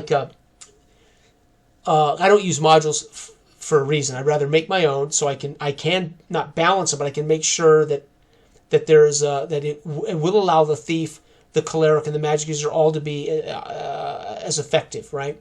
So I get something like Basic Fantasy years ago, of course, and I bought all of Chris Gonerman's stuff to support it. And I never used them, but I'd look at those modules, and I would read, like, one of the modules, like the first village you go to, there's something like, and he's got all the hit point boxes, and you see there's 15 goblins, and they all have 5 hit point boxes, and I'm looking at that going 15 times, that's 70 fucking hit points. That's okay, and there's going to be a group of first level basic characters that run into these guys in the first 15 minutes of the game, and I'm like, I don't know if, but one of Chris's modules, it's like one of them is like 40 goblins in one location, and I'm thinking, I'm not certain. I really don't know how much fun these modules would be for basic fantasy characters running into a village of 40 goblins that aren't friendly to you. You're not going to fucking win at level 1 with a group of 5. You're not going to defeat 40 goblins, and that's just the first village on the island, right? And I remember looking at all the math, going, I would never run these modules, because they're doomed. They are fucking doomed, right? If you play them the way they're written. If you're not going to fuzz it. If you're not going to fudge it. And you're not going to... Or balance it. Well, not balance it, but just... Well, and I see... And this is why I'm a stickler about rules as written. It's the only thing we commonly share. I'm living on this side of the planet, and I'm reading the rules. You're living on that side of the planet. You're reading the rules. The rules are the only thing we share, that we're guaranteed to all be on the same page and doing the thing the way it's supposed to happen, right? Yeah. Now, you're asking the GM to do the same, right? So, okay, rules is written at least guarantees the GM's going to follow the rules the same way we're all agreeing to follow the rules. But on top of that, we aren't, again, as a game, we're not certain the GM's going to play by the rules when it comes to anything that's remotely gamey, right? Yeah. Which I'm not arguing balance, but I am arguing there's a reason we're endeavoring to do this, because there's not an assumption you're going to level up because you could die, bang, right? Especially people play Uno wrong. There's all kind of. I'm just saying that you're not never certain that anybody's going to play it, but I do agree myself that there's a point and purpose, and if these rules have been play tested, that they account for certain aspects of the game that you could run into, and if people don't pay attention to them or don't know the reasons why, you shouldn't even begin to change the rules to make it easier. And even among our colleagues and peers and all the people we share this amazing hobby with, people tiptoe around the actual what roleplay gaming is. They tiptoe around what they're supposed to be doing under the guise that they're doing something different, under the guise that because it's a role-playing game, that there's kind of this fuzzy, mysterious thing happening. No, it's a fucking game, and if you want to play it really right, play it as a game, and role-playing is really tertiary to everything else. There's going to be mechanics, tactics, strategies, and role-playing is really tertiary to the entire experience, right? I like to be in a character making decisions as a character, but that doesn't disregard the mechanics of the rules of the game. Right?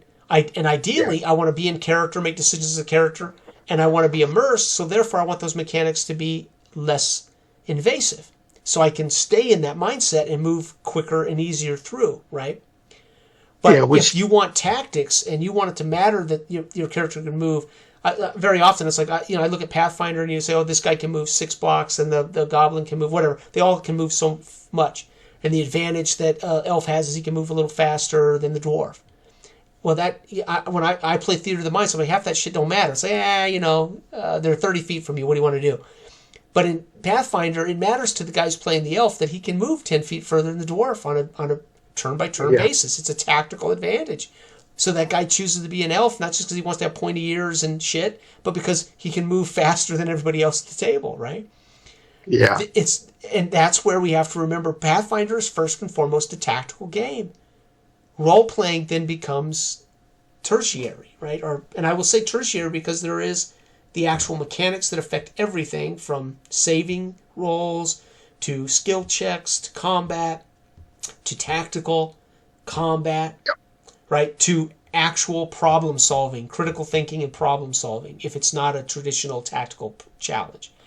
And old D&D, Mincer, Moldvay, a lot of these OSRs that we like to play that harken to those games, they have a lot of problem solving. Player smarts get us through those things. Character smart, or I play a character who might be smarter, right? I may not as a player, I might know an answer to something and choose not to say because my character wouldn't.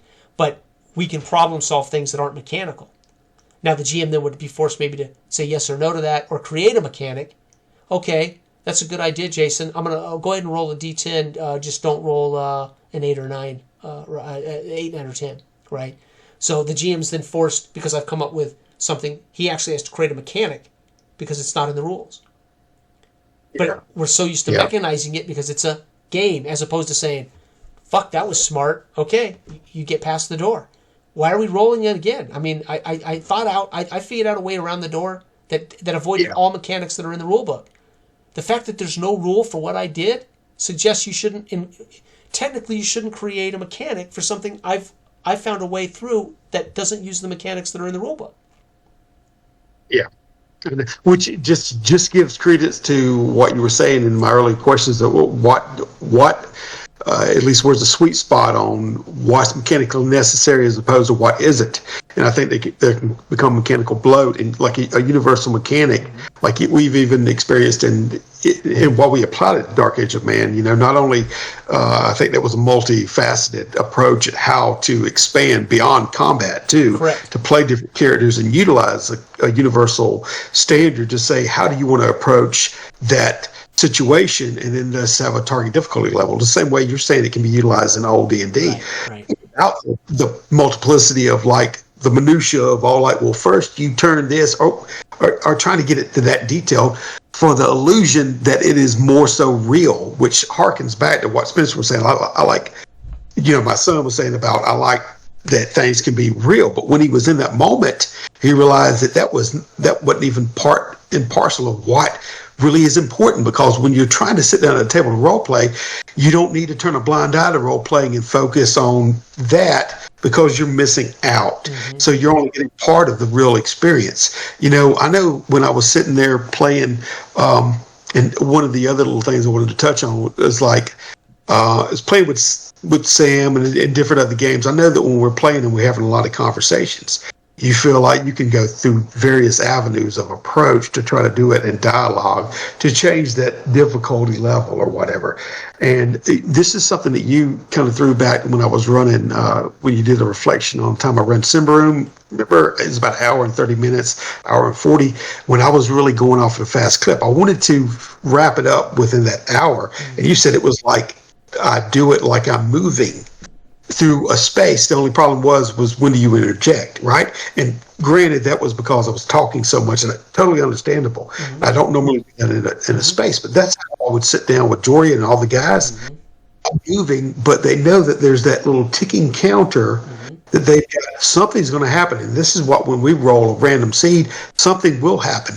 So I believe that takes care of situations where somebody can, like if there was a opposed view of like, well, too much narrative, you're just going to talk yourself out of any conflict, or you're going to talk yourself out of whatever. Really, actually, the more you stick your neck out, the more things that can evolve in a situation. And like I said, even in a combat, like when you say, I'm running over here to launch the torch, you're committing yourself in a narrative, and it's become real to where something can go along. So to me, it's more so, there's a gravity to it that is more so dangerous than a maps minis. Mm-hmm. I mean, it shows your positions, it shows you where they are. Mm-hmm. But I'm making a commitment in game, whether it's narratively in battle or I'm going to say something, like when Todd said that to the Viking King, you all become Christians. I said, oh crap, what did he just do? It just changed the whole freaking dynamic. Sure. I was trying to. Sure. So that in a sense is the only thing that you can do while you're role playing. Mm-hmm. So there's a lot more to be gained to me by role playing in character via everybody at the table. Right. But then that is presupposing that the entire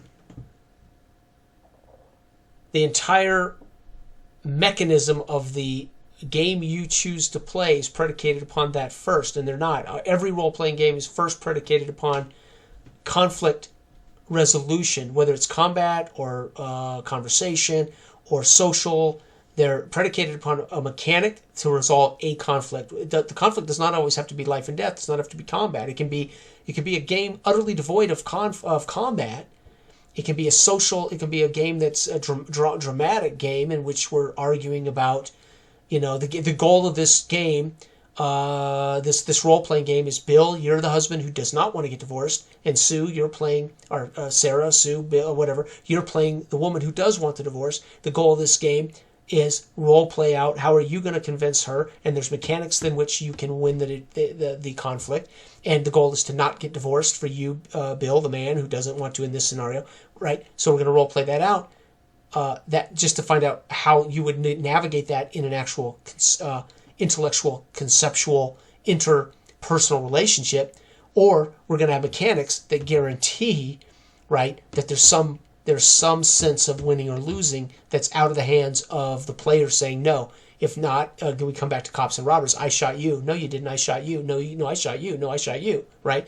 The paint on your face from my paint gun tells me I shot you. Right? Because you've got paint on your face, so I physically shot you with a paint gun, right? Versus saying I shot you first, I shot you. Right, okay. That uncertainty principle is something to resolve that, and that is what we need to know. That is the only thing I need to know. Correct. To keep it like real, as my son said. I need to know that something's real. When those moments when something isn't obvious, that's the only thing that I really need mechanically, is like a universal thing. Now, I know that there could be other mechanics implemented into a game. Like if you're playing a detective game, you might need something that kind of tracks or does something to the side, like whether somebody gets to a certain victim before you discover who it is. What happens in an investigative game when they fail to get any of the clues that leads to the next point? Game over. Yeah. So Yeah. I know that Call of Cthulhu isn't a real investigation game because it only really can end when you go insane, right? Yeah. Because you're ultimately going to get enough information to move to the next chapter, the next place, the next point on the map, right? Yeah. Say all you want, Call of Cthulhu is about investigation. Well, when they enter a room, what if they fail to get any fucking information? Is game over? Or are you going to somehow get them the information they need to get to the next point, right? There's recently been like on the gumshoe thing I was listening to is to that point about, and it was talking about the gumshoe by Robert Laws. It is when you go, and they have a version of Call of Cthulhu, Sure. right? When they go into an area, if you have that in your character sheet, as far as you automatically get it. There's no like when we were playing Bladerunner, you get the thing is you get a picture of what you're looking at, and then you say, "What about this over here?" And we were literally nitpicking through that room to find out if there's any information. Turning over, I'm looking under the bed now, and then if it would key off John to say, "Okay, well, you find this," or underneath the mattress, you find that. So we're looking at a picture. Was that fun? That echoed the same way that, like I said, the theory of a prolonged narrative of where you're trying to get into a better position, which echoes the fact, like when you're searching for doors, or like, okay, I searched for doors, I came up empty. You search for secret doors. Now you search for secret doors. You know, it's that like over thing that kind of bogs down gaming. But was it fun? I would argue probably over the long haul, no, it wouldn't be. No, not over the long haul. No, it can get long in the tooth, is what I'm saying. So when I ran Bladerunner with using modern age, and I'm talking not Bladerunner the game, obviously, I meant the genre. And Steve was the lone. It was a one-on-one. So it was me GMing. Steve was Bladerunner. He was I can't remember the name of his character now. It was years ago. And Steve knew he had all the resources of the police department and his radio and etc. So when Steve, like a real cop, you'd say, okay, I want to know about this guy that I've just learned from the security officer his name is. So he goes over and gets in his vehicle and he calls headquarters and says, listen, I want to run a check on John, Doe, or, Doe / John. I need a criminal check on this guy. And his last known job was blah, blah, blah. He took the information he got just in conversation with a security guard, goes there, and then he says, I need this information. And it comes back and says, okay, well, there are 3 John Does, this description. So he takes that information, and I tell him where he lives, where his last known residence was, blah, blah, his AKA, also known as John Bilbo or whatever, right? And so he can use what he knows works. He has the police quarters as an information database at his fingertips, and then he asks smart questions of that, and they come back with whatever information is actually available to him, right? So and he felt a hell of a lot more like a cop and a detective, utilizing the headquarters, utilizing the information of the police department, right? Yeah. Now, he still has to go to that guy's, he still has to travel to that house, and he has to find out if he's still living there. He still has to get on foot. He still has to go physically look for this guy. He has to physically follow, and then hopefully learn something else or find him, right? But it just strikes me, and even those dark places, I put circumstantial evidence in front of all you guys, but it's completely circumstantial. I don't have to make it true or right. I don't have to make it right or wrong, true or false. I only had to put shit in front of you guys, let you guys decide the value of it. Yeah. Let you put together the dots any way you wanted to. You'll never know the truth. Neither will, I don't have to know the truth. You'll never know the truth. It's circumstantial. It is what it is, right? And which is what most cops deal with, circumstantial evidence. Most investigators are dealing with circumstantial evidence. Yeah. Yeah. So I agree. Hunt and peck gaming, kind of. It wasn't bad. It wasn't bad. I think there has to be, like, to me, I feel like, because I worried about that in Dark Age Man, I was like, but that really, like I was saying, that live flow that you were mentioning to me with Simbaroom is the way I automatically tend to that, because it's live to me. And nobody in that surrounding is going to allow that without something either happening externally or like in the case of the trial when you were sitting there before somebody gets up and says, this is that, or, something has to happen, put a stop to it, or either some kind of a narrative that so much time has passed and but I can get that resolved through how are you impacting the trial, and you roll it. You put your best foot forward according to what your character is, whether he's adult or whether he's whatever. Or and find him in it. Or again, like what happened to us, nobody lied. Yeah, we actually all told the truth. So we weren't trying to change or deceive the rules of the game, so to speak. I told the truth. Yeah. You told the truth. Sam's character, evil genius, whoever he was, the Earl or I can't remember who he was now. He, for the most part, told what he witnessed. He may have been a good guy or a bad guy, but the reality is he did not lie about what he witnessed. So Sam could have just logically concluded as he did, you got to be punished for this, for what you've done, whether you meant to or not, or whatever. And it made complete sense. And we did not have to roll dice. No. Now, if my character tried to make up bullshit, he would probably then have to say, dude, make a luck check to see if somebody here stands up and says, that ain't true. I was, right? Then my failed luck check could introduce a witness that none of us were aware of, and Sam, that witness is introduced to the scene, catching me in a lie if I failed the luck check, or I failed the mind check, or whatever, Yeah, that only gives up more credence to the fact that you only need to roll whenever there is uncertainty that you can't be resolved otherwise. Or when a player is attempting to manipulate. Yeah. We have to mechanically say, you don't just get to manipulate and win. You're going to have to check. You're going to have to now check it against an attribute to see if you win. Yeah. Yeah, because you can draw through inference of what the player is saying, whether like nobody said any lies, and it can be drawn to that conclusion of what would happen. Or if you remember the game Kevin ran for us, which is amazing. My character lied, and you guys all basically told on me, right? Yeah. That was Jory's fault. Yeah. But still, ultimately, I was lying. Yeah, I was hoping, and I'd even gone to all of you guys and huddled up and said, "Listen, when we get there, we got to tell a lie because we're all going to pay the price, right?"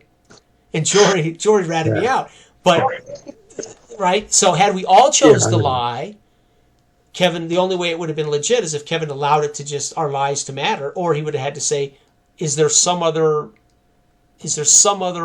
mechanical way that something comes into play here that you guys weren't aware of that knows the truth and rats you out," right? But then why have a trial if what we say means nothing? Yeah. And so Kevin, the resolution of that was beautiful because it made complete sense with all the information we all knew. Nobody played meta information in that version, and Sam, in our game with Sam, there was nobody misusing the data so we actually had legitimate outcomes that did not have to be mechanically decided. Yeah. There's it's beautiful. And like I said, that's why just so much narrative play, either through combat situations like tactical situations or trial situations or just occurrences of different people and how things, because you can say things with words that will give you away or give information away. Like when Sylvester walked in there and gave that information away to the Justicar, and you was like, oh, what? How does this change dynamics? So a lot of what we're seeing here is the inner workings between characters. Something happens and you go, this is going to have ripple effects through everything else that somebody else tries to, this information is known. So we're dealing with information transference in a lot of the games we play that you really are, if you lead somebody as a GM through a linear experience or experience that you want them to go through, and you just say roll dice to see if you accomplish this, and you're setting it up in a balanced play to where, like I said, it's chasing that golden carrot. Like whenever I go and I'm like level 1 and I need to be placed against these enemies that are the same level to me, and then it just grows up. You're in the same situation. It's just both are bumping up one more. You're repeating it. It may be a situation that you can feel clever. And that's the reality of the roots of our hobby in Dungeons and Dragons. OD&D, Moldvay, Mincer, AD&D. There are no rules in any of those books for role-playing at all, for negotiation, for anything outside of combat. Everything mechanically in Dungeons & Dragons from the beginning is combat related. And there's some spell descriptions that imply their own mechanics, whether you're rolling dice or not, right? Yeah. Some spells just work. You just got to cast them. So they in of themselves are a mechanic that require no dice, no cards, no random variables. So you just have to cast a spell, right? Okay. But in the origin of our hobby, at least for most of us guys and most of our peers and listeners, D&D, there are no rules outside of those rules. So when a player says something to the king, it becomes GM as a king roll king, versus player in their player personality role play, whatever they're doing. It comes down to, and guys like me didn't like to arbitrarily say yes or no, so I would use the reaction table, or I would say, dude, you're going to have to make a luck check here. You're going to have to make an intelligence check here. Something that would kind of take it off our responsibility of saying there's no rule here, so I can as GM do all the fiat I want when there's no rules involved, right? The players, in that sense, again, it's not Nash's equilibrium. There is no sum. There is no zero sum here, right? Because the GM, many of the rules have nothing to do with all the things that occur in D&D that have nothing to do with combat, or finding a secret door, or opening a door, or saving rolls. Everything else in D&D is completely and utterly a void, right? It's a dark energy, right? There's blackness everywhere that's not illuminated by an actual mechanic. Yeah. So the GM becomes the arbiter in many ways to why people have had miserable games of D&D with a bad DM, or you get players that are obstinate and want something to exist without question, right? Yeah, which I mean, when we did the Dark Age Command, a lot of it was to give voice to, like, you're playing a merchant right now. Mm-hmm. You want to find out what happens to this merchant. There's, I think, to me, getting caught in a loop of playing the roles that D&D had to offer, and even though they've expanded them and made them all more, combatic, or expanded the races or whatever, it's almost like it's a way to feel like you're playing something different. Yeah, it's wish fulfillment. I want to play a blah blah blah blah, So they just say, okay, we're going to let you have 15 or 16 different class choices, but they all ultimately are math formulas that end in the same. Yeah, exactly. You're just different coat of paint. Yeah. Now, I do like you said, Robert's peace game, and when you were playing an elf, the way he has the world set up in their interactions, which granted isn't D&D and the rest of them, you would have to really be able to understand the world to be able to let it feed that information, feed you of how it would basically supply your character's worldview in the way his approach with the other characters in the world. So that's good. That's some of the, like, when I look at like rules bloat, and I know that they have to have information in games and they have to be able to sell a book and they like to fill it with this and that. A lot of times, I mean, the lore of a place might be very interesting. There's games like Dragon Warriors where I love the lore in that place, and how things work between the races, so they can fuel the excitement and the general play and interplay. So, like you're also saying earlier about keeping stock of your basically your resource management aspects of D&D, because things change. I love those two components of lore that can be instilled into a role-playing game, as well as like keeping track of something, because it situationally changes situations in a game. Right. Those are important to me. I mean, I think a universal resolution that essentially is birthed from, like you said, that void, that the black energy, that we had to come up with something that facilitates like the reaction roles. Yeah, because players are smart, and because players want to ultimately, despite those who claim they don't want to role play, players ultimately speak up, and they ultimately want to talk to the GM, and they ultimately want to ask questions. They ultimately are they are already doing the role playing. They're just not doing it under the guise of a voice or under the guise that they are a character, they're a player. But the reality is, they don't just wait. And this is the problem with, I think, many. When I see the traditional D&D game where the GM narrates and talks all the time, dragging them descriptively through every 10 feet of dungeon. Or linear. And then they stop for that turn to let the players decide, what do you want to do in this 10 feet, gentlemen? Oh, I'm going to make sure the torch doesn't go out. Okay, what are you doing, Joe? Well, I'm checking the right wall for secret passages as I move. Okay, make your secret passage check, right? And it becomes a very...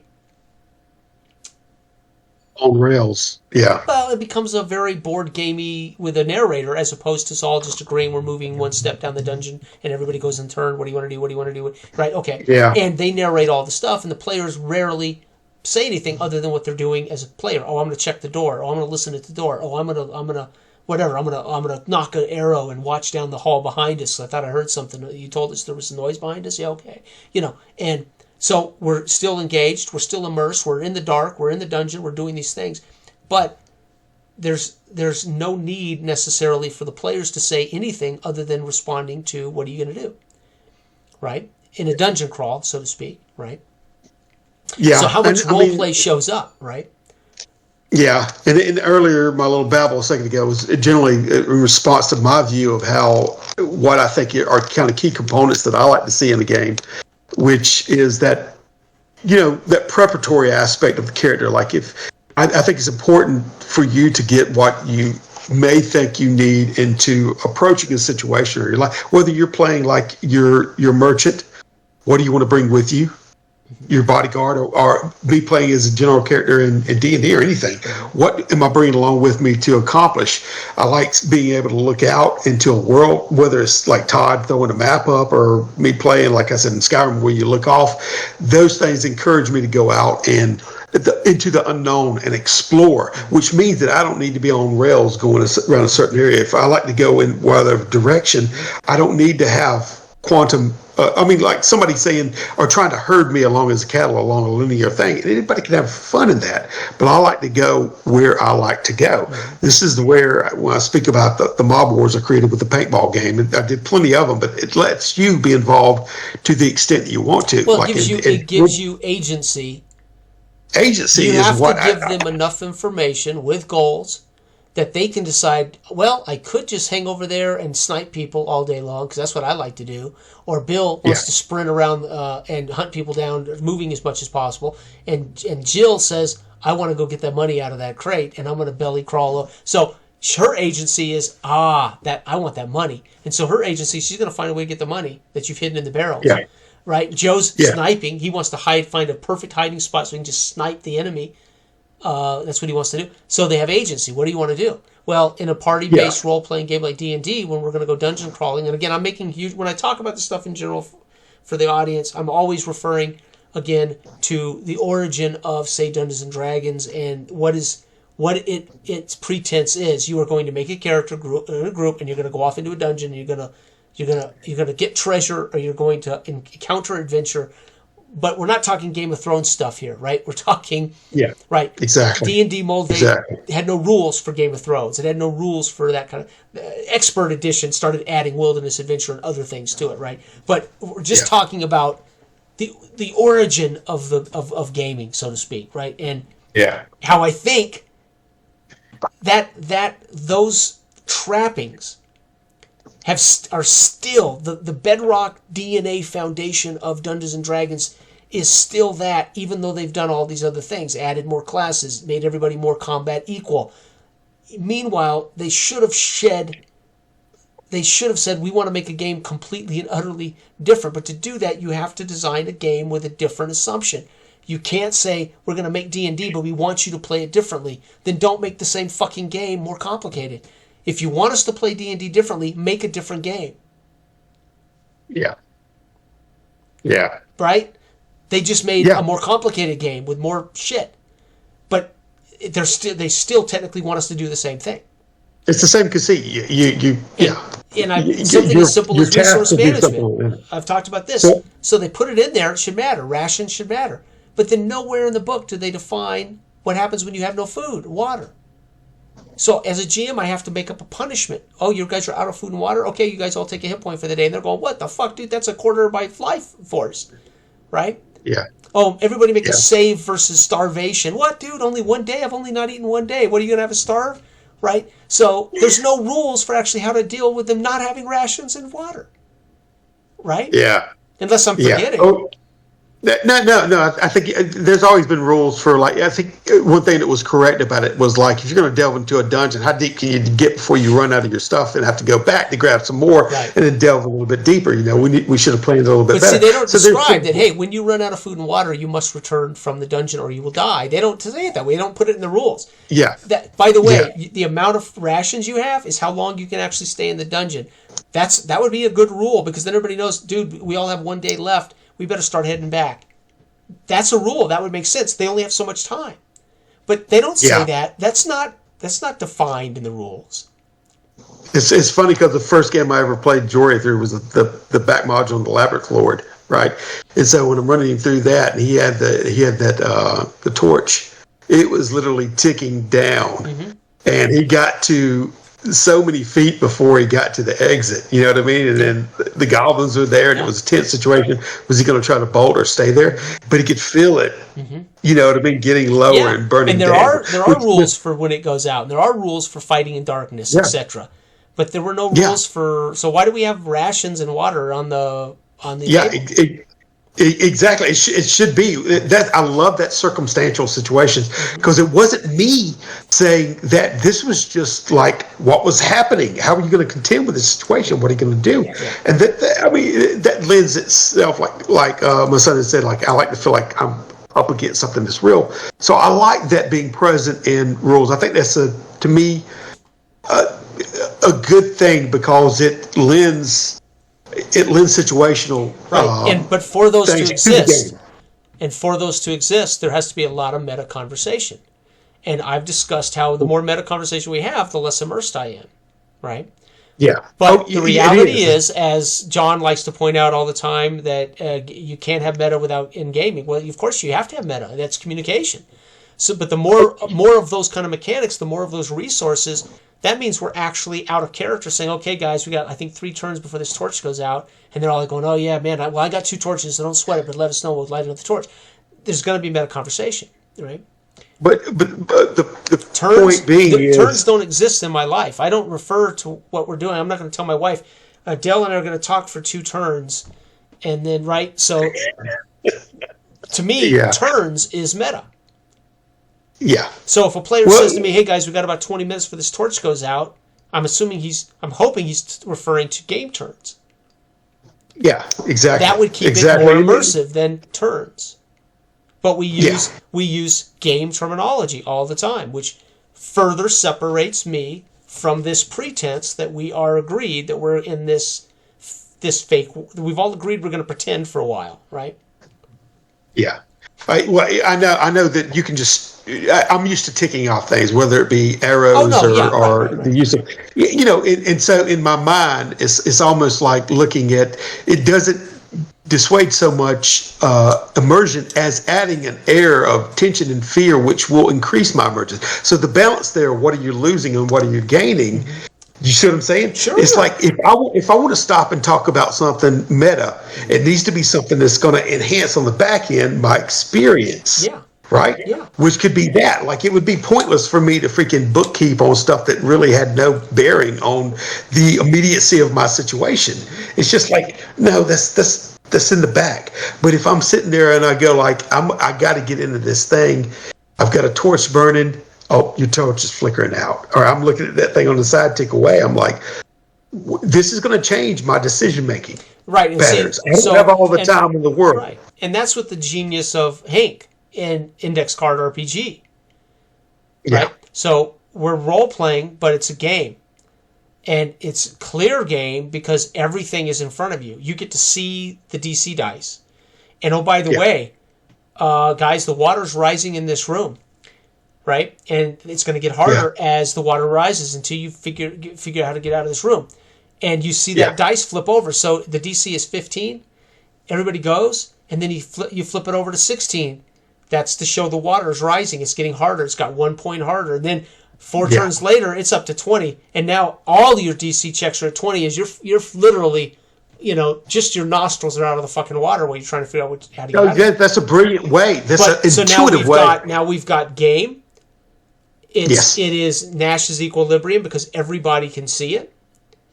It's defined. Everybody knows the rules. And we are engaged in this thing. And the role-playing, of course, would come from his narration and from how he handles the monsters or whatever, right? But their game elements are able to be seen, and we don't even have to discuss it. The fact that it's flipped up, everybody knows the water's rising. And it's intuitive, and it adds that pressure, just like the ticking away of that. It's a very intuitive way for him to set that dice there and click it off and say boom, boom, boom, boom. Yep. And they make that, like this die right here is that. Yeah. Is that die. Like it's right beside each other, so you just click. Yep. That's brilliant. That is like the intuitive nature of how you can. And then we aren't meta conversing how many turns are left before the water's above my head, Bill? Yeah. Dude, I forgot. I wasn't tracking it. Where's the water It's at now? The water's like here now. Well, yeah, I mean, we can see it, and we can all imagine how. If I'm the dwarf, I'm already treading water at 17, probably. Exactly. Right. Exactly. So that's brilliant. That's a brilliant way, and that's perfect to what I was trying to say. What mechanisms? Like I'll say, is something that really needs to be, to me, a universal resolution, and something that is intuitive at most point that can be understood easily, or it's not too difficult. Mm-hmm. Like that's a perfect example of how you would track something and it be right there and show like that hourglass dropping out. And you could say, crap, we got to do this. And it keeps it live. Like you said, me with the Simba Broom, that it seems like it flows. That's why I like to do in my own mind, trying to say, how do I impress upon people that they don't have all day to dilly-dally about this stuff? Well, like hero huddles. One of the things that drives me bananas is the hero huddles. We're all going to huddle up, out of character now, and we're going to discuss what we should do. That happens. I mean, there are guys who take a knee in the special forces and get out a couple of rocks and a stick maybe, and they discuss some strategy, right? But in reality, in certain situations, when you're literally in a melee with skeletons, you're not going to hero huddle in the middle of this fight with skeletons or whatever the case may be. Now, hero huddle all you want, but I'm picking this dice up every time somebody says something. Every time Joe says something, that's his turn. Bill says something, that's his turn. And as you hero huddle and everybody speaks, I'm flipping, that's a turn, gentlemen. You all just spoke. That's a turn. I mean, there's a way to remind him, right, that action is more important than huddling up the hero huddle. Yeah, which to me adds that for the ambiance of what is exactly going on right now. They need to keep pertinently aware of it. And I understand that you can be like not in immediate dire straits, and then you can have these talks. And that's a lot of caller them, mapper. And that's why the original caller mapper, and I've said I've only run 1 or 2 sessions ever really. I didn't follow it strictly, but would make complete sense in a dungeon crawl, because then they can hero huddle, they can talk, they can meta, they can do all the bullshit they want to do, but only one of them is going to finally turn and relay everything to the GM, and the GM is going to say, okay, that's going to require a save for you, Bill, as I have been told that you're actually sticking your hand in the hole, and you feel something bite your hand. Oh, shit, make a save there, Bill. So, right, I mean, the problem is it engages the players with each other. Their hero huddles become their role play, and only one of them is actually communicating with the GM. So there's not actually role play with the GM until there's an NPC king or something they're talking to. Yeah. Then we got some role play going on. Outside of that, why were you even talking to the GM? You wouldn't talk. We don't all stand around if we're all at the mall looking into the air, randomly talking at some fucking thing that ain't there. We all talk to each other. Yeah. Yeah. And I realize it's so for fun immersion, aspect, if one guy just turns to the GM and says, okay, I'm going to draw my weapons and guard our back, Bill's going to pick the lock, Steve's going to light a torch, and Sarah's memorizing a spell. And the GM says, I got it. There's only one guy that needs to make a roll here, picking locks. Right, make that lock right check.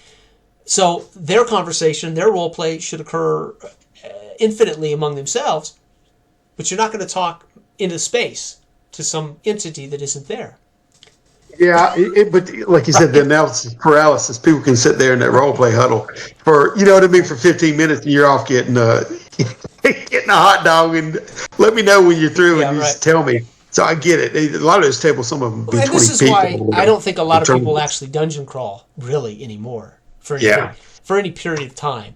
They'll do an adventure night in D&D 5th edition, and they'll play maps and minis, and they'll move through a dungeon in a sense, but they're all just getting through rooms like a tabletop, like Gloomhaven. You go, Gloomhaven's first scenario is you got to empty all rooms, kill all the enemies. There's 3 rooms, so many bandits in each room, and then you win the scenario. Well, I haven't been able to finish the 3rd room. I've gotten very close, but I haven't yet been able to defeat the last monster in the final room.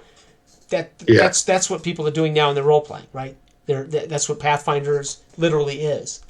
They're going to go into a place, they're going to navigate it tactically, and then they're going to come into the room where they have to tactically deal with the enemies, and that might resolve the quest if they happen to defeat the witch and get back the crystal ball, whatever the fucking quest is, right?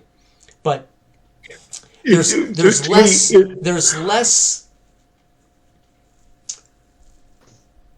I don't know. Is existential the proper term? There's less existential.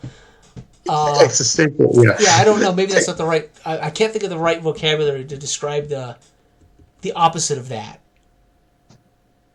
Where it's fuller. It's more full with your imagined engagement of people in a place saying and doing a thing. Yeah. Yeah, it's more to me like, especially on a linear thing, like a fast track. I'll say like a chronicled series of combat events, that are kind of from here to there. Then y'all move here. Then you face this. Yeah. More specifically. I don't care what people can claim all day long, what they do with D&D, and I don't care any version of D&D. The rules are about collecting experience, whatever reason, however how you get that, so you can level up, and leveling up 90% of the time just makes you more dangerous combatant. Right? Yeah. It makes you a more surviving, higher competency, but all of it is about combat and combat competency generally. So they can claim how you play D&D and how amazing your sessions are, etc. But the gist of the game for the players is to get better, level up, become more powerful, win the campaign. And they can say there's no winning or losing in role-playing. Horseshit. Of course there is. Dying is losing. Yeah. You fucking lost, right? If you don't complete the campaign, you certainly didn't win. But it's not geared toward that, because everything's... If it's not, then why are we dealing with leveling? No, I ain't talking about. I'm talking about it's geared toward like when you step up the next level, the balance of what you're facing. You may get to cast something new, or you may get to face a different beast, but he's all appropriately leveled to where it's maybe a new experience, but you're essentially chasing that character, doing the same thing, just different as you go up, and then you finally reach there. So, like I said, it's just a chronicled. Which is why I refer to it as power bloat, because you're not just getting more powerful. You're just going to keep. It ain't like you're going to get powerful and then dominate. They go up 10, you go up 10. Right. It's like which is what I love about Simbaroom. Simbaroom basically says you can get some powers and shit, but really the math doesn't change. You're still 10 toughness. Right? Oh, yeah, that's why we opted for that with like and even so when you run into a dangerous creature in Simbaroom, no matter how long you've been playing, he's still dangerous. Whether it's your first session, dangerous ogre, or your 10th session, dangerous ogre, right? And I really like the way it in the bestiary where it talks about their different tactics, and even in this book right here. That's what Gary said. When you're playing these characters, and he just makes a notation of the characters, play them as they would be played, tactically. Yeah. You know what I mean? According to their intelligence, and according to what is descriptive about whether they're trickeries or or whatever. Yeah. That's all that you should interface. But mechanically, there's no rule. So but it's more of a suggestion. But if people don't do it, that's what I'm saying. Right. So if you want people to do that, Gary, you've got to put it in there as a mechanic. Which is what 5th edition, they all have tactics, right? Don't 5th edition monsters have tactics? Well, to tell you the truth, I'm not very well versed on it, but nothing like I've seen in Simmeroom when I read anything Simmeroom. Like the willow tree I had, it would shoot up its roots to separate the party and everything. And well, that's what I did. I created the corrupt fog that isolated all of you from each other. Yeah.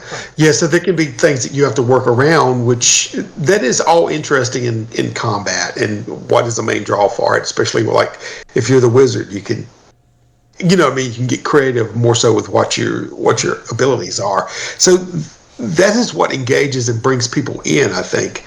But it's really, like I said in Dark Age Man, we try to say, give voice to the merchant, give voice to all these just people that are living in a certain time, and they're facing troubles themselves and have to get out of situations. Yeah. So it don't have to be fantastical so much, but there's an immediacy to the situation they're in. They're trying to survive. Yeah. So that, if you enjoy that, which we do, we get into.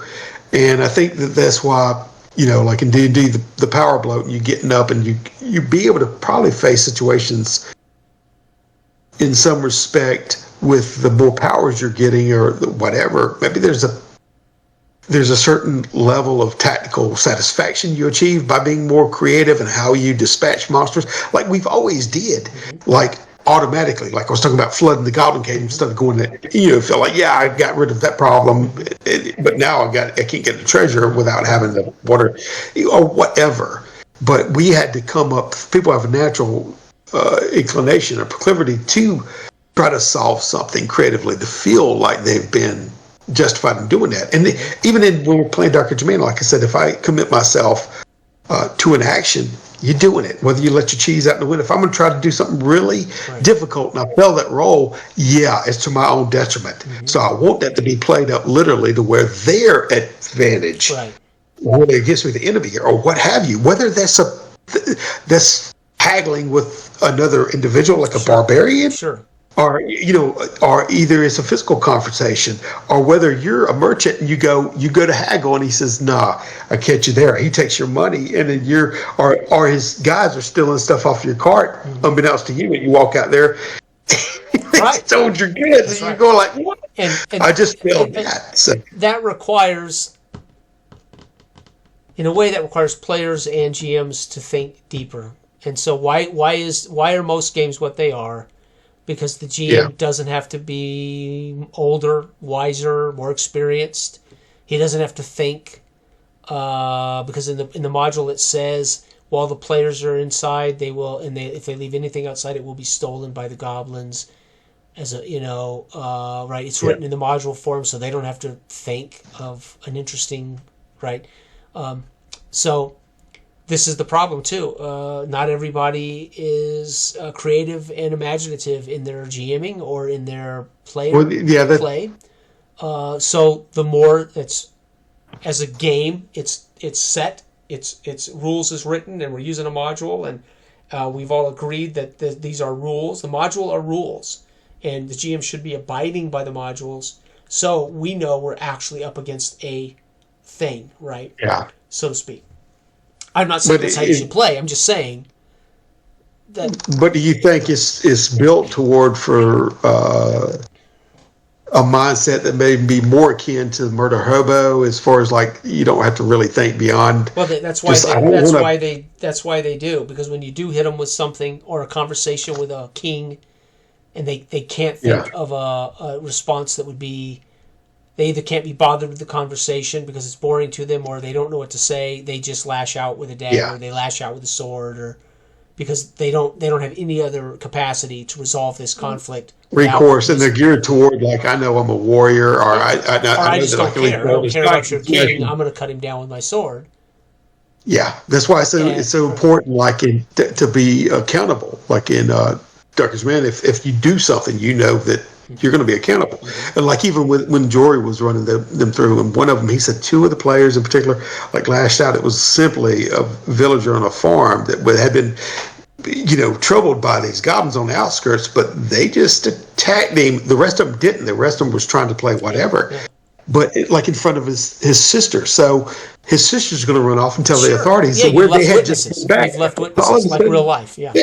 yeah, they're fugitives, and this changes the whole freaking dynamic about what's going on. But there's going to be accountability that they have to have, and I think people have to learn that sometimes the hard way. You can't just do what you want to do, and you're impervious. Like Well, you can, but it's only going to be fun for the people. Yeah, you do won't be it. on. It's only going to be fun for the guy who to. thought that was cute, or thought that was fun, or thought that was the right answer. Yeah, Everybody like else is Phil. going.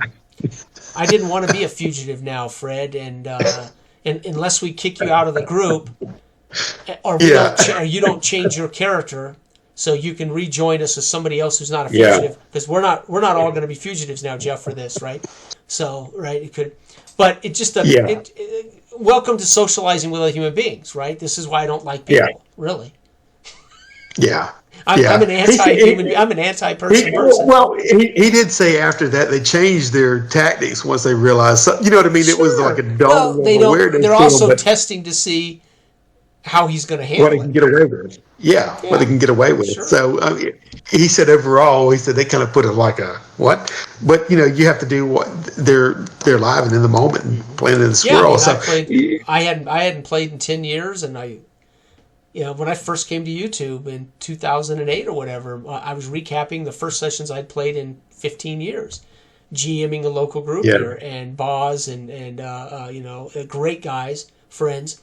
And they'd never played. Well, he had never played before, and same thing. He would ultimately, early in the session, tested the waters, lashed out, and just murdered somebody in the street, right? And from that point on, there was bounty on his head. So periodically, he'd be surrounded by bounty hunters, and they'd be have to fucking fight through bounty hunters and shit. So until he paid his bounty or whatever. So I had to do something to make him accountable for it, right? Yeah. It didn't change that he ultimately liked to be a rebel and a outlaw, so he continued to play pretty dangerously. But the bounty just kept getting higher, and the danger kept getting higher, right? Yeah, that's pretty good. It's like a grudge guardian dealing with that crowd. Sure. Yeah. But it's fascinating to me. Just overall when I look at all these books sitting on my shelf and how thick they are and how much information they comprise, and a lot of them, to me, some of the rules are counterproductive or unnecessary or kind of overboard. Well, the irony is what is a rule and what isn't a rule. What constitutes a rule? If it's in the book and it doesn't involve dice or cards, but it implicitly states something, defines something, that is a mechanic. That is a rule. It doesn't have to involve dice or cards or random element to be defined as a rule, right? To actually mechanize the game. So when I talk about mechanics, I'm not just talking about picking up dice and what happens there. I'm talking about something that explicitly says and defines a limitation or defines a fact. That's a rule. That becomes a mechanic, right? Now, the mechanic may only come into play when they're actually out of food in the forest. What mechanically happens, but it only applies when they're out of food in the forest. It doesn't apply any other time, right? There's just a danger if you like with heavy games. If you go down that rabbit hole of trying to quantify this certain aspect, it all of a sudden opened up in a whole can of worms of what you have to quantify on the other end. You know what I mean? Mm-hmm. And maybe some games just try to quantify certain focuses of what the game's about. Whether it's it's a game that is investigative focus. I thought it was interesting, like I said in the gumshoe thing, where your character sheet says what your specialities are, but it would just trigger something if you was in an area that you would notice something that would be tied to your character sheet, and then you would just get that information. It wouldn't be like a search or picking here or there. Let me look under this coffee table, or let me look here. It was a intrinsic ability that automatically cued the GM to give up information.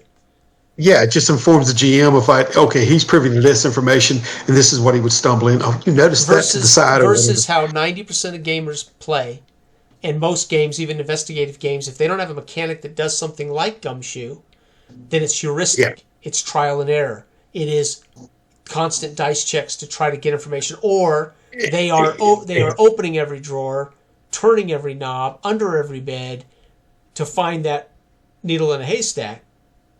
It's like they know something's there, which you wouldn't be. And if there isn't, it is not how anybody would react in a situation. Like it really betrays the sense of realism in the role playing the situation, because why would somebody be going to that thing? Because they know that there's some information there and they got to turn over everything. You see what I'm saying? Which to me, that whole thing about like it harkens back to, oh, I'm checking for secret doors. Okay, Jason, you check for secret doors. I failed. Okay, you check for secret doors, and we all did it back then because we know, still do. We know that somebody. Let's do this in case somebody finds something, right? Oh, well, who found it? Okay, well, that's it. Right. But to me, that's just BS until you get to what you need to go to. You know, it'd be easy. Just you're walking through this building, and if anybody has that, then it triggers it. So to me, investigative can be a sticky way to approach. And that's what I was thinking when I was looking at like, James and, Stater doing that. So there's a lot of investigative. I'm like, how they're handling this in a certain way. Because I don't want to be like looking at a picture and saying, what's over here? What's over here? What's over here? Because it feels like I'm just doing a button mashing thing of trying to see until I hit the right button. And it's like a horse, boom, boom, or chicken pecking that button.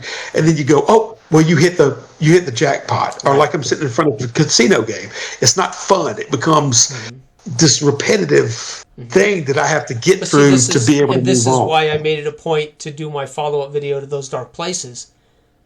You give them information. Let them decide whether it's relevant or not. Oh yeah, definitely. I think the bottom line is, a cop goes into a room to investigate. Everything that I tell you, you see. That's it. That's what's there. Now you got to decide what's evidence, what ain't evidence. Now, is that candy bar wrapper in the garbage? Is that actual evidence? You got to decide if that's evidence or not. Yeah, everything's evidence. Put it together with all the other circumstantial shit you got, and come up with a narrative that makes sense. Candy bar package. I'm going to go, kitchen cupboards didn't have any candy bars in it, you said? Okay, that means somebody brought a candy bar here. Okay, that might be the killer's candy bar route. Okay, let's pick that up, and we're going to collect that for DNA, right? Because you didn't mention any of the candy bars anywhere else in this apartment. So tell them everything, and tell them what ain't there. That's how you do an investigation game. Let them decide if they can't figure out the candy bar package might have relevant information. That's, Yeah, but I do like. I don't want to be like a wish fulfillment like everything that they're doing. The concept and the conspiracy that they're driving toward for it to be manifestly correct in the end. Because if they're following the wrong thread, so ultimately in an investigative game, I just don't want to say like, even in Dark Age of Man, we could say like organically we build into this thing, and then like I'm following like, oh, there's something shiny over here. I'm going here, and there will be something shiny, because I do like the dead ends at least, and to say, wait a minute, I followed the wrong thing. So there has to be a certain element that can be randomly. That's always been my problem with investigation games, which is why I don't run them. That's why I don't play them. Because their goal is to investigate and uncover a mystery. Well, they got to get all the right clues for it to actually be successful. Yeah. And I don't know how to really do that fairly and adequately. They're either going to ultimately not get them and fail miserably, or they've got to get them, or we're not going anywhere. Yeah, I mean, I think failure to me, like there's been in games is okay. I know that I've got like that Sherlock Holmes Consulting Detective game, and literally it gives you, like, for whatever case you're playing, a map of London, newspapers, and you can read it and you can discern the information, and to say, oh, I think I need to go talk to his wife or whatever, and find out in the big book where his wife is. Go see it, and then you turn to that page and you read out what you do. Now, what you're trying to do is you're trying to beat Sherlock Holmes' time of revealing the case. You ultimately get there. You may take more turns. Yeah, you may take more turns to get the information to get there.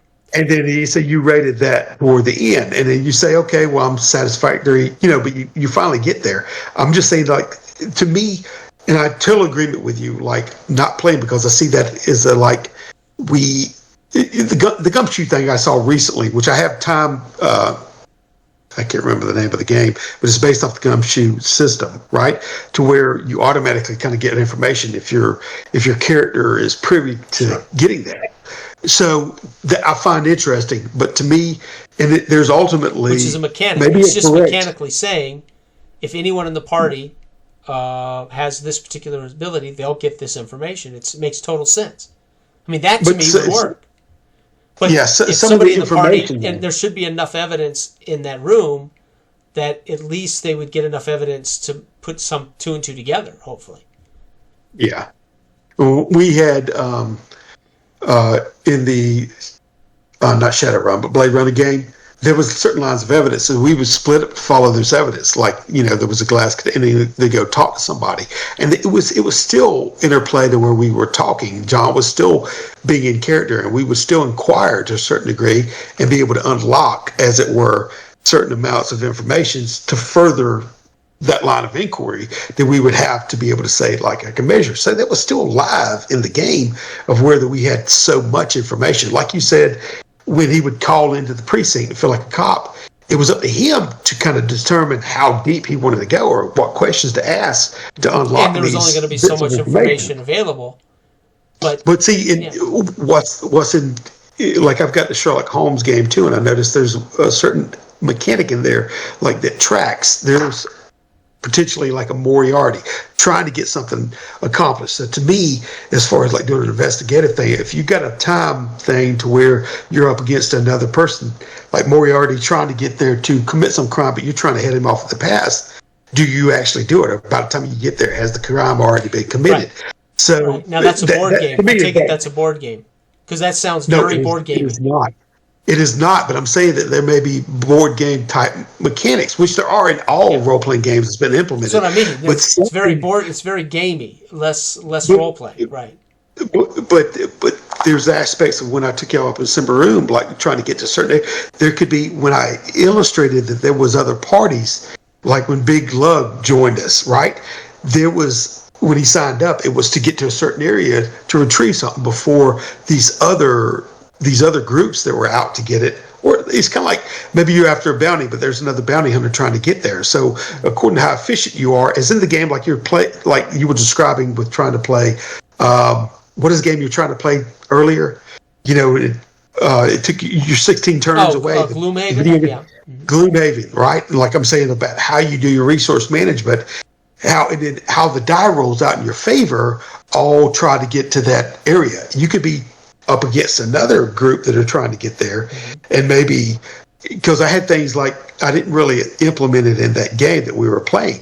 I just kind of alluded to it, but that could have been a very real potential. You'd run against somebody else. In fact, they did one time with the body that was washed up in the thing. That was somebody that they had encountered before. That was part of the. It was the two. You wasn't in that episode. It was a part of the two elven people that were after my character Shig, right? They said we know that David brought him in there. Well, one of them was washed up in that in that thing, so he was actually trying to track down Shig. You ultimately found Shig in that thing, but that was what had happened. Right? All that we know is he's there and he's dead. Well, so yeah. Okay, then the reality is we can put two and two together. What's he doing here? He must have been on the same trail we're on, right? He must have been tracking. That's what it was kind of laid there for, you know what I mean? But so tangentially, it could have been like an aha moment, and realize that. But nevertheless, I'm saying that it gets sticky when we're talking about organic gameplay, like in Dark Age of Man, and kind of see where they go. As if you wanted to bring that on top of some kind of investigative type gaming, how could you really have anything that isn't linear? To a certain extent, be more organically fulfilled. Now, you can have it in the overarching thing of where you're saying that there are trigger mechanisms going on politically in certain areas that you can be involved in or not. Like there could be some kind of a thing, like when Dark Age of Man, like the little boy comes to me, my brother's the prince and all this other stuff, and I can say, forget it, or I don't want to be involved in it. I'm gonna go off left field here, and I can do that. So we have the open world thing. But there could still be triggers that are happening in the world. We can hear it on the back end. That was taken over by so-and-so.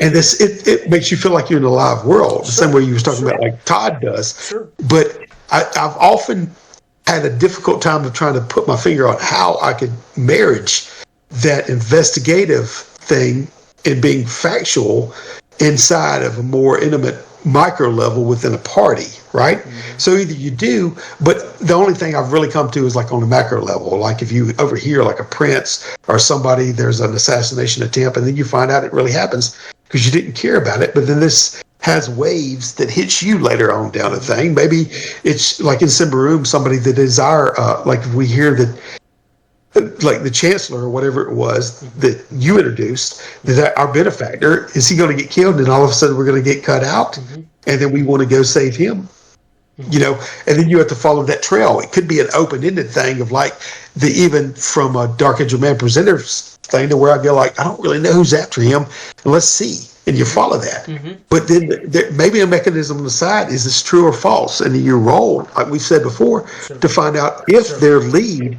or what they think is true or false, and could be something else. So maybe something to mark that aside. It's always kind of right. Been elusive. And for me, I'd rather put information in front of the players, because in reality, the world we live in, people make sense of whatever they get. Then they can be completely wrong, but it's you allow the players to take whatever information they get and decide what they think's. They may not know the truth, and it may not be the truth, but I don't concern myself with whether you make the best sense of some information I've given you. Oh, right? Yeah, I don't. I mean, I could have found that. I could have seen that same elf floating in the thing and not put two and two together that this elf had anything to do with Shig. Right, and it doesn't matter. It doesn't change my character's motivations for why I'm there. It's just data. It's like Todd saying you're hearing wailing on the other side of the lake. Okay, that makes me aware there's some shit over there. I'm not certain I'm interested in it, but my motivation right now is to stay away from the Dredge Guardian. So I'm not, but I'm not gonna port and camp on that side of the lake right now, hearing this moaning creature. Right. So that information, but it could also pique the curiosity of the group. Says let's go find out what that is. So that's just information that either motivates us to go see or tells us maybe that's someplace we want to stay away from. But we're still making all our motivated decisions. What do we want to pursue, that or pursue this or pursue that? So we're still not going. Information is not necessarily going to. It shouldn't impede our energy in direction. It just might. It might change it or give them more information to it, right? So I think, again, investigation games, similar, right? You give them information, that information shouldn't be... This is why I always talk about red herrings. So in murder mystery literature and murder mystery TV shows, there's always red herrings. And I've said, for me, red herrings in games are a poor tool, right? I'd rather you give people evidence, facts, information, let them just try to put together out of all that information what makes sense or not, right? But red herrings just constantly fuck up their ability to take the data they already don't understand and makes it nigh impossible for them to put the sense. So if I give you 7 pieces of evidence, 3 of them might be related and make sense to the thing. 4 of it is just a candy bar and it's just a candy bar package in a dumpster. It doesn't mean shit, but you might decide it means something. Okay. Yeah. That in a way is a red herring, as opposed to it's a false lead. A purposeful false lead that truly, when you're dealing with players that are quite literally naive and they're only dependent on the data you give them, you can give them data. Some of the data is more relevant than other data, but when it's a straight misleading data, they're never going to be able to filter that out. It's hard. I doubt David expected us to take that long with the murder mystery that he had put in Simbaroom, right? Because for one, it cultivates analysis paralysis with a lot of players, but also, which will eat up game time, but also you in over-examination of all the salient parts are tracking down leads, and a lot of them be dead or red herrings, like you're saying, are dead ends. Right. And that eats up game time. And something you may conceive as being like me, if I'd have thought, everybody's going to look at that elf and realize that that's the elf there, then nobody does. Then they go, could just not be recognizable. So there's all kind of myriad of ways to pitfall. And that's why it's always been, but it seems to me that episode of Discovery to find out is part and parcel of what is intriguing about games, and it can't just be left undone or untold. I think the gumshoe is one approach. I'd like to look into that a little bit more. Just to say it's kind of an automatic thing. Investigation is huge. I have never played a role playing game in my life that 90% of the game is an investigation. That's what a dungeon crawl is. You're investigating. You're literally moving and investigating every 10 feet of the dungeon. So we do it all the time. That's what you're doing. The minute you walk into a tavern and look around and get information, there's a guy at the bar, there's a bartender, there's a woman sitting over in the corner, she's fiddling around with something in her hands. I'm giving you evidence, I'm giving you data, and you guys are going to make the investigative inquiry. I'm going to go talk to that person. I'm going to go talk to Bill, because I know Bill, and Bill might be able to tell me who she is without me having to let her know I'm onto her.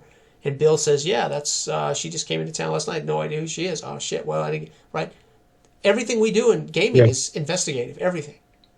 Yeah, we do. And granted, you're right on that. And I guess I'm more specifically talking about investigating they're either going to take purpose. action to look for clues or find clues or be given clues, but how they make sense of it is on the player, right? Yeah. I think, if I'm going like, I'm going to make this about finding a certain person or a murderer or what have you that y'all have to go through. I think, like I said, a wide arcing thing about whether you follow your own line of inquiry to get and that something. Right, but that was my point about being a cop. So if we're going to play a game in which you're a cop, I'm going to tell you certain things, and you as a cop, hopefully, are going to know what resources. Cops have a handful of things they do to follow leads, right? They can look up records. They can go to known hangouts. They can go to known relations, and the known relation will tell them where they like to hang out. I don't know where the guy hangs out, but I know a known relation who can tell me where the guy hangs out. So I go talk to the known relation. The known relation, sure enough, gives me that information as to where he hangs out. Now I'm going to go to where he hangs out, right? So cops would have these tactics they would utilize naturally in investigative techniques. So if you're playing a game like Bladerunner, I'm hoping that's built in, or that the players, if the players obviously don't have the skills of an investigator, because players don't, they're playing cops, they've never been a cop in life, they don't even know how to start being a cop, right? Then hopefully the game gives them this kind of tier of data points that says, now these are the things you can do no matter what. Procedure, thank you, right? Which I think it does, right? So players who don't know how to be a cop and investigate information would have a procedure, right? If you're a fighter in D&D who walks into a tavern room and finds a dead body and you want to investigate that, you have no particular skills, nor would you have particular skills. So the player himself is going to have to take in the data and investigate the best way a player would normally do. Right? So a game like Gumshoe, if you're playing a detective, I would like to think some data will come to you automatically because that's what you specialize in. But in reality, if you're a cop, again, I would play a cop like a cop. I would know these are things that a cop can do to investigate. And I'd like to think the GM would, when I say, listen, I'm going to look up his records. He's got to have a yellow sheet. And his yellow sheet lists that he's been arrested 26 times in the last 15 years. He got out of prison 6 months ago. His parole officer is Bill James. And I'll say, okay, I'm going to contact Bill James and see where he's staying, where he's working, who his known relationships are. And hopefully the GM doesn't fuck with me and say, well, Bill James is out of town. Dude, I mean, what the fuck's the point, right? I am pursuing smart inquiry here, right? So Bill James tells me what? Well, Bill James says, well, listen, he's supposed to check in 3 days ago. He was going to go to work at this place, but it turns out 5 days ago he never went to work at that place. He hasn't checked in with me in 4 days. And he has a brother and a sister that used to live in this area. That's all I got for you. Then, well, all I have left now is to pursue the brother and sister. Right, and that's how you investigate, right? That's, as a cop, that's certainly how you investigate. So, if players don't understand that, then you need to make sure it's in their material, right? Well, in Bladerunner, we knew what resources we had to access as players. I just thought the Gumshoe was interesting. Were those resources automatically triggering dice rolls? I bet they were. Yeah, exactly. So all the resource was a dice check.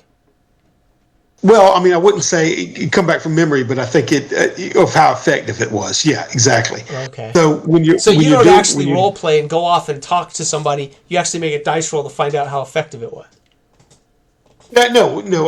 Well, when we would break off, and we had a lot of instances where we talked to different people, and if we could get that information, maybe there was, and I can't recall exactly. Like I think I remember calling back and seeing if there was anything in the database, and maybe having a die roll and see how effective it was. That's how much information could be pulled up, that kind of thing. But a certain amount, depending on how many successes you got, because it's a success built or failure built thing, right? So when you're doing that, you still know your resources that you have available to you to tap into to maybe make a die roll. There's pictures that he put up to say, like, let's look at here. Look at the picture of the girl, and then you close up picture and you find out, who is she? Okay, I want to open the back of the picture, and then you see that there's something written on it to get a name or whatever like that, and you have that lead, right? So it's kind of like interactive in that respect, where Gumshoe, it seems to be like the movie, or in a certain area where he is interacting with things, and he's learning stuff as he picks it up and manipulates it, looks at the images, flips it over, looks up serial numbers. That's the movie. So in that sense, Blade Runner's IP puts you in the sense of Harrison Ford investigating these. Right. So in that sense, it's doing it pretty well. Right. But when you got four guys sitting there, analysis paralysis, picking up everything, well, I'm gonna pick up and look at the back of the bed tag. The tag in the bed to see if it's been ripped off. It gets a little bit. You know what I'm saying? Well, and this is right, and this is the problem with. Right? So you can imagine if you're playing with 6 people, how crazy that gets. That's what I'm saying about the flow. When I used to DM it, I would have something in my mind. I didn't want they were making Blade Runner. You don't play the Blade Runner. You play one of 4 or 5 or whatever in the party. I said that ain't Blade Runner. And technically in Blade Runner, by the way, he's retired. They actually go to him and say, "Dude, I need you one more time." Right? I mean, he's not actually a cop anymore. I don't think. Right? If I can remember right. But the point is, in even the second Blade Runner film, he's working alone. Right? You're not working with a group of fucking cops. Yeah. So it took us 4, which is why I ended up running Blade Runner when nobody else showed up. It was just me and Steve. I said, "Let's do Blade Runner. Man, you can be a cop," and it's. I can see it working. Like it's similar with me playing Nash Renshaw, me going back and forth. Yeah. You could follow that detective kind of inquiry and kind of put you in the book mind of that, because usually one guy in his interior monologue is walking trying to discover these clues, and you got that focus. But it took us with 3 people playing 4 sessions, where originally it was like we were knocking this out in 1 or 2. It always goes a lot longer than you expect, for what you look at it on the face value of. These guys can figure this crap out like that, but no, we want to turn over every stone and every rock to make sure that we're correct. Well, and that's part of the problem too with mystery games, because they purposely use red herrings to impede your investigation, to create more content for something that smart person might figure out in 5 minutes. Right? Sherlock Holmes might figure it out literally in one scene. Sherlock walks in and says, "Okay, I know he's 6 foot. I know why his nose is bleeding. I know why this guy's dead." I mean, Sherlock Holmes walks in and in 15 minutes of investigating the scene, knows everything but where the fucking killer's at. He may not know who the killer is yet or where he's at, but he knows his size. That's Sherlock Holmes. He comes out of there only going, where might he be and exactly who might he be? But outside of that, he knows damn near everything else he needs to know. He deduces from the evidence, right? Yeah, but it's not bad, and I like the dead ends because it feels more real. We disingenuous as everything wasn't a red herring. It was automatically leading you there, and it was just a situation of you compiling enough information to go, aha, I know who did it, like in Clue, which is ultimately what it's about. That satisfaction of piecing things together. So it's just a part about how much you don't want to put a lot of negative information in there. No. I would say the only way I can really think about working into an investigative type thing is if it's kind of just interwoven into another game, but almost like a side quest type thing. You know what I mean? To where you can tour around who did kill this fella that there may be something you could broach into, but it's not the main driving thing of the game. Mm-hmm. It could be a diversionary to where it's not all hinging on whether you satisfactorily in this game or not. because you're dealing with other stuff. It could just be on the side where it isn't so weighty. So that's where, like, I don't know. I've just had a track. I've always loved detective novels. Oh, God. And reading from that viewpoint. My wife and I watch detective. That's probably our primary source of entertainment, or detective shows. Yeah. Yeah. Yeah, I love that. And I do even, too. Even from but it's another reason I steer clear of games that are designed to be, because they're going to feel very right. So I try to make investigation organic in the games, and but and like I said, I really don't. I think almost all role playing, and there's the nature of role play gaming. We do it naturally, just an exploration. So all you're changing is your subject. Instead of exploring a thing, you are exploring a evidence, and that evidence hopefully is going to, in a thoughtful group of people who are going to say, okay, we've got these 15 pieces of evidence. Where do these threads lead, and where do we pursue, or where do they lead us here? So, it's just a matter of how you deliver that information that becomes important, and how do they derive whether it's legit or mechanically, etc. And obviously, there's been a lot of games that do this, right? I mean, there's games that clearly, and Gumshoe clearly is built to do this, right? Yeah, there was. I really did enjoy the 4 systems we had of Bladerunner. It felt, because there was mainly 2 intense moments to where we was trying to take down these big. At the time, we didn't fully know that they were, they were androids, but took them down, and it took all of us to try to get him down and pin him. So it's combat, but the combat is what became tense.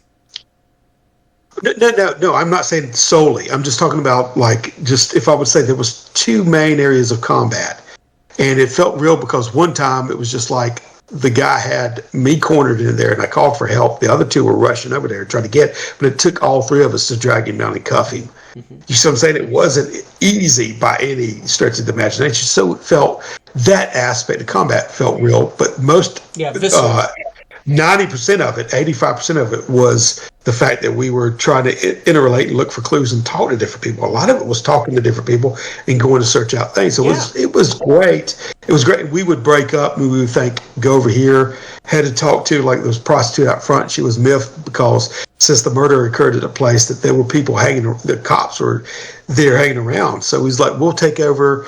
And she was opened up to dialogue a little bit more, which is to find out, get information from her. So there was this give and take and working different people to finding out what their station was and what their proclivity or how we could loosen their lips. Mm-hmm. It was really well done. Yeah. There was even aspects that we didn't like. One time we saw a duplicate.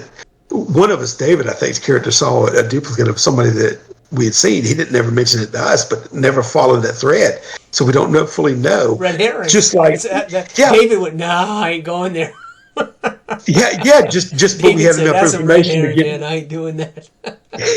to get done. There was a part in there that was kind of cool when I was in the body, because my character really was on the fence about.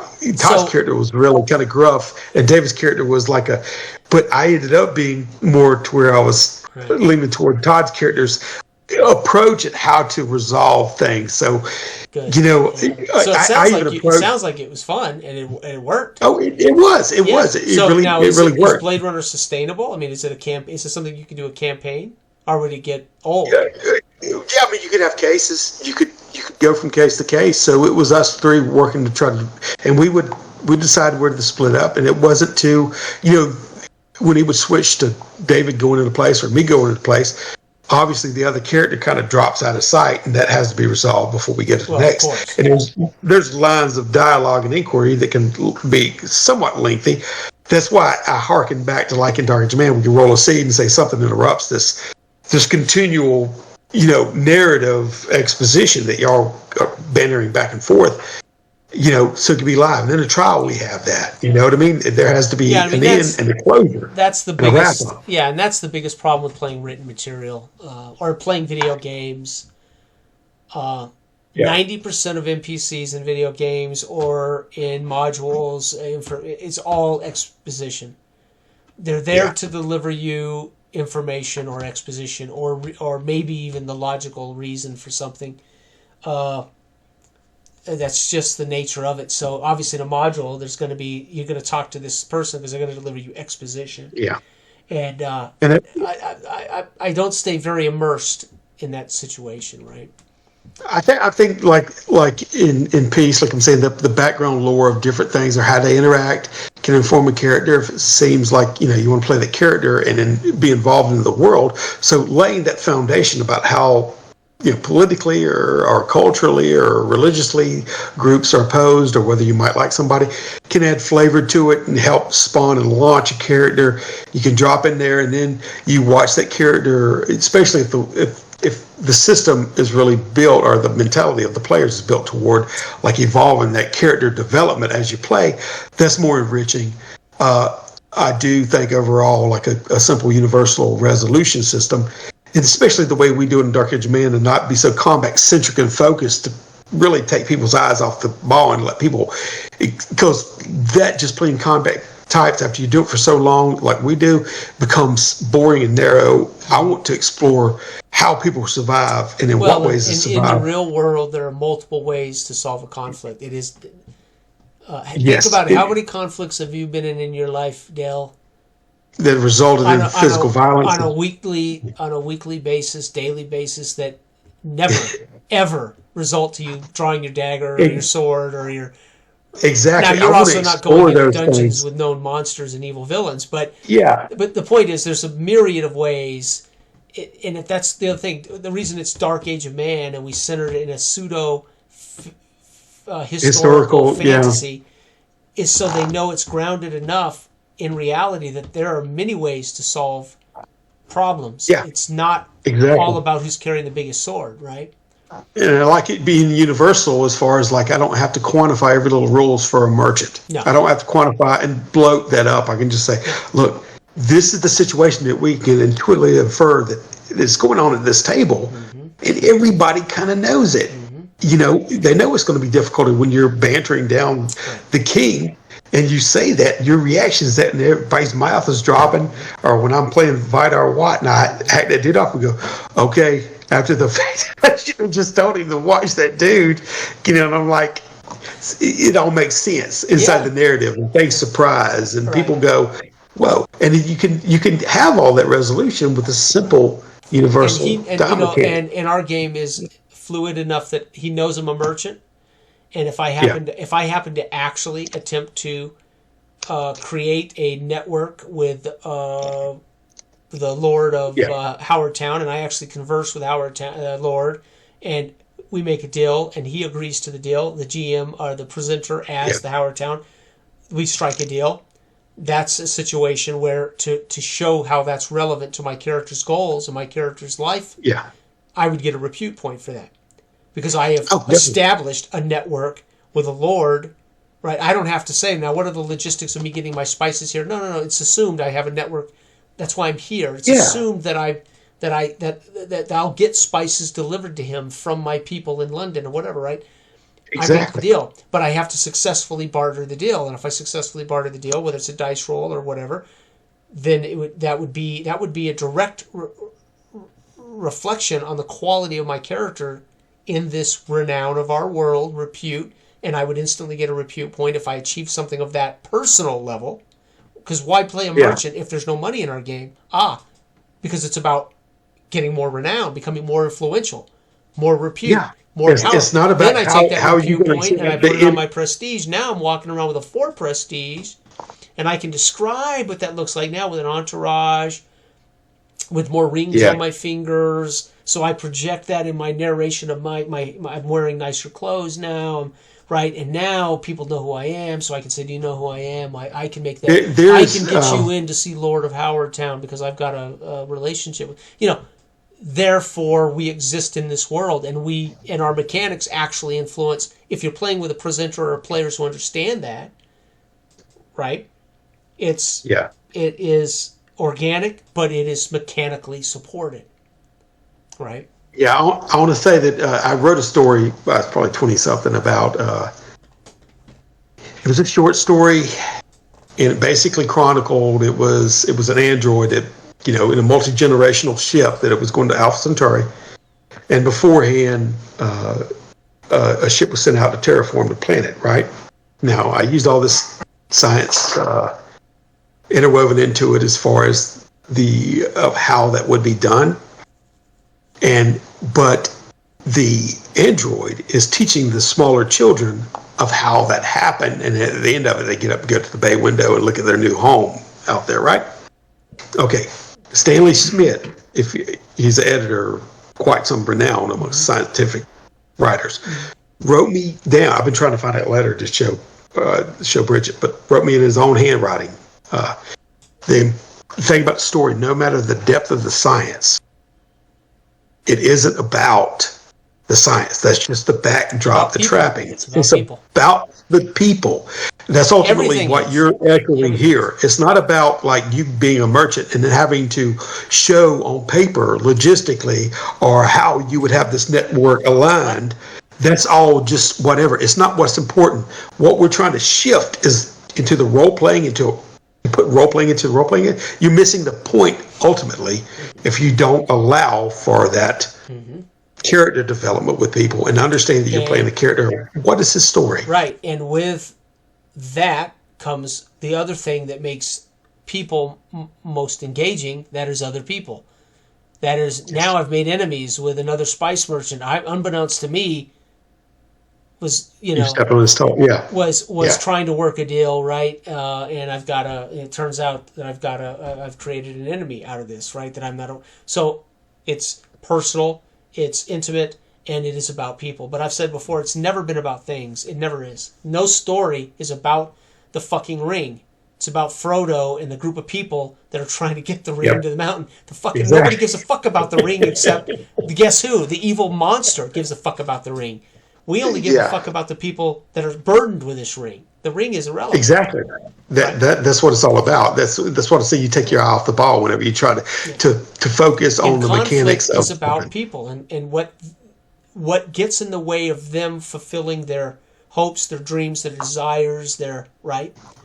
And that's true of living this life. People are going to feel oppressed when every day of their life they're in conflict for basic necessities, for food, for lodging, for a better chance at a better job. They're fucking in conflict every day of their fucking lives of their existence. Oh, no. Right? This is why they're angry. This is why they're bitter. This is why they're pissed off, because now somebody else who's affluent and rich, their conflict is well, my shoulder hurts and I got to get shoulder surgery because it's affected my tennis game. Yeah. Well, that's conflict for them too. It's just less, intense. Serious. It's pretty intense for those poor guys, right? But the reality is, our existence is about the conflicts we face, not about the things we face. I mean, about how we deal and then the things that are in our way of achieving. Our human potential. How you play the hand of cards you were dealt. And our human potential, right? I've said before, if I had $1 million, I would retire and I would hunt Bigfoot. I would be happy as fuck to spend the remainder of my life hunting Bigfoot, right? I don't even give a shit if he exists or not. I don't give a shit if he's out there. Right? Yeah. But I don't have $1 million. Yeah. And some people say, dude, you don't need $1 million to hunt Bigfoot. Well, I do. The way I'm going to hunt him, I need it. I was like, why don't you just put some drones up in there that takes, heat sensors or whatever? That's how I'd be doing it for my little... No, hell no. My little tree stand. No. You hear that thing? All right, my friend. I'm supposed to get out of here in like 5 minutes. We're supposed to leave. So, hey, man, that was awesome. Great seeing you and talking to you again. It's been months for me. So I will. Yes, really good. Now I will be back in the fray next week, so I'll be able to play with you guys next week. So we should be good. All right, perfect. And my voice held up okay. Not great, but it held up. So. Yeah, it's good to hear. It's good to hear, man. I'm glad that. All right, brother. Say hi to the family.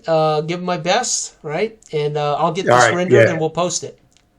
All right, you do the same, brother. All right, brother. Bye-bye. Have a good night.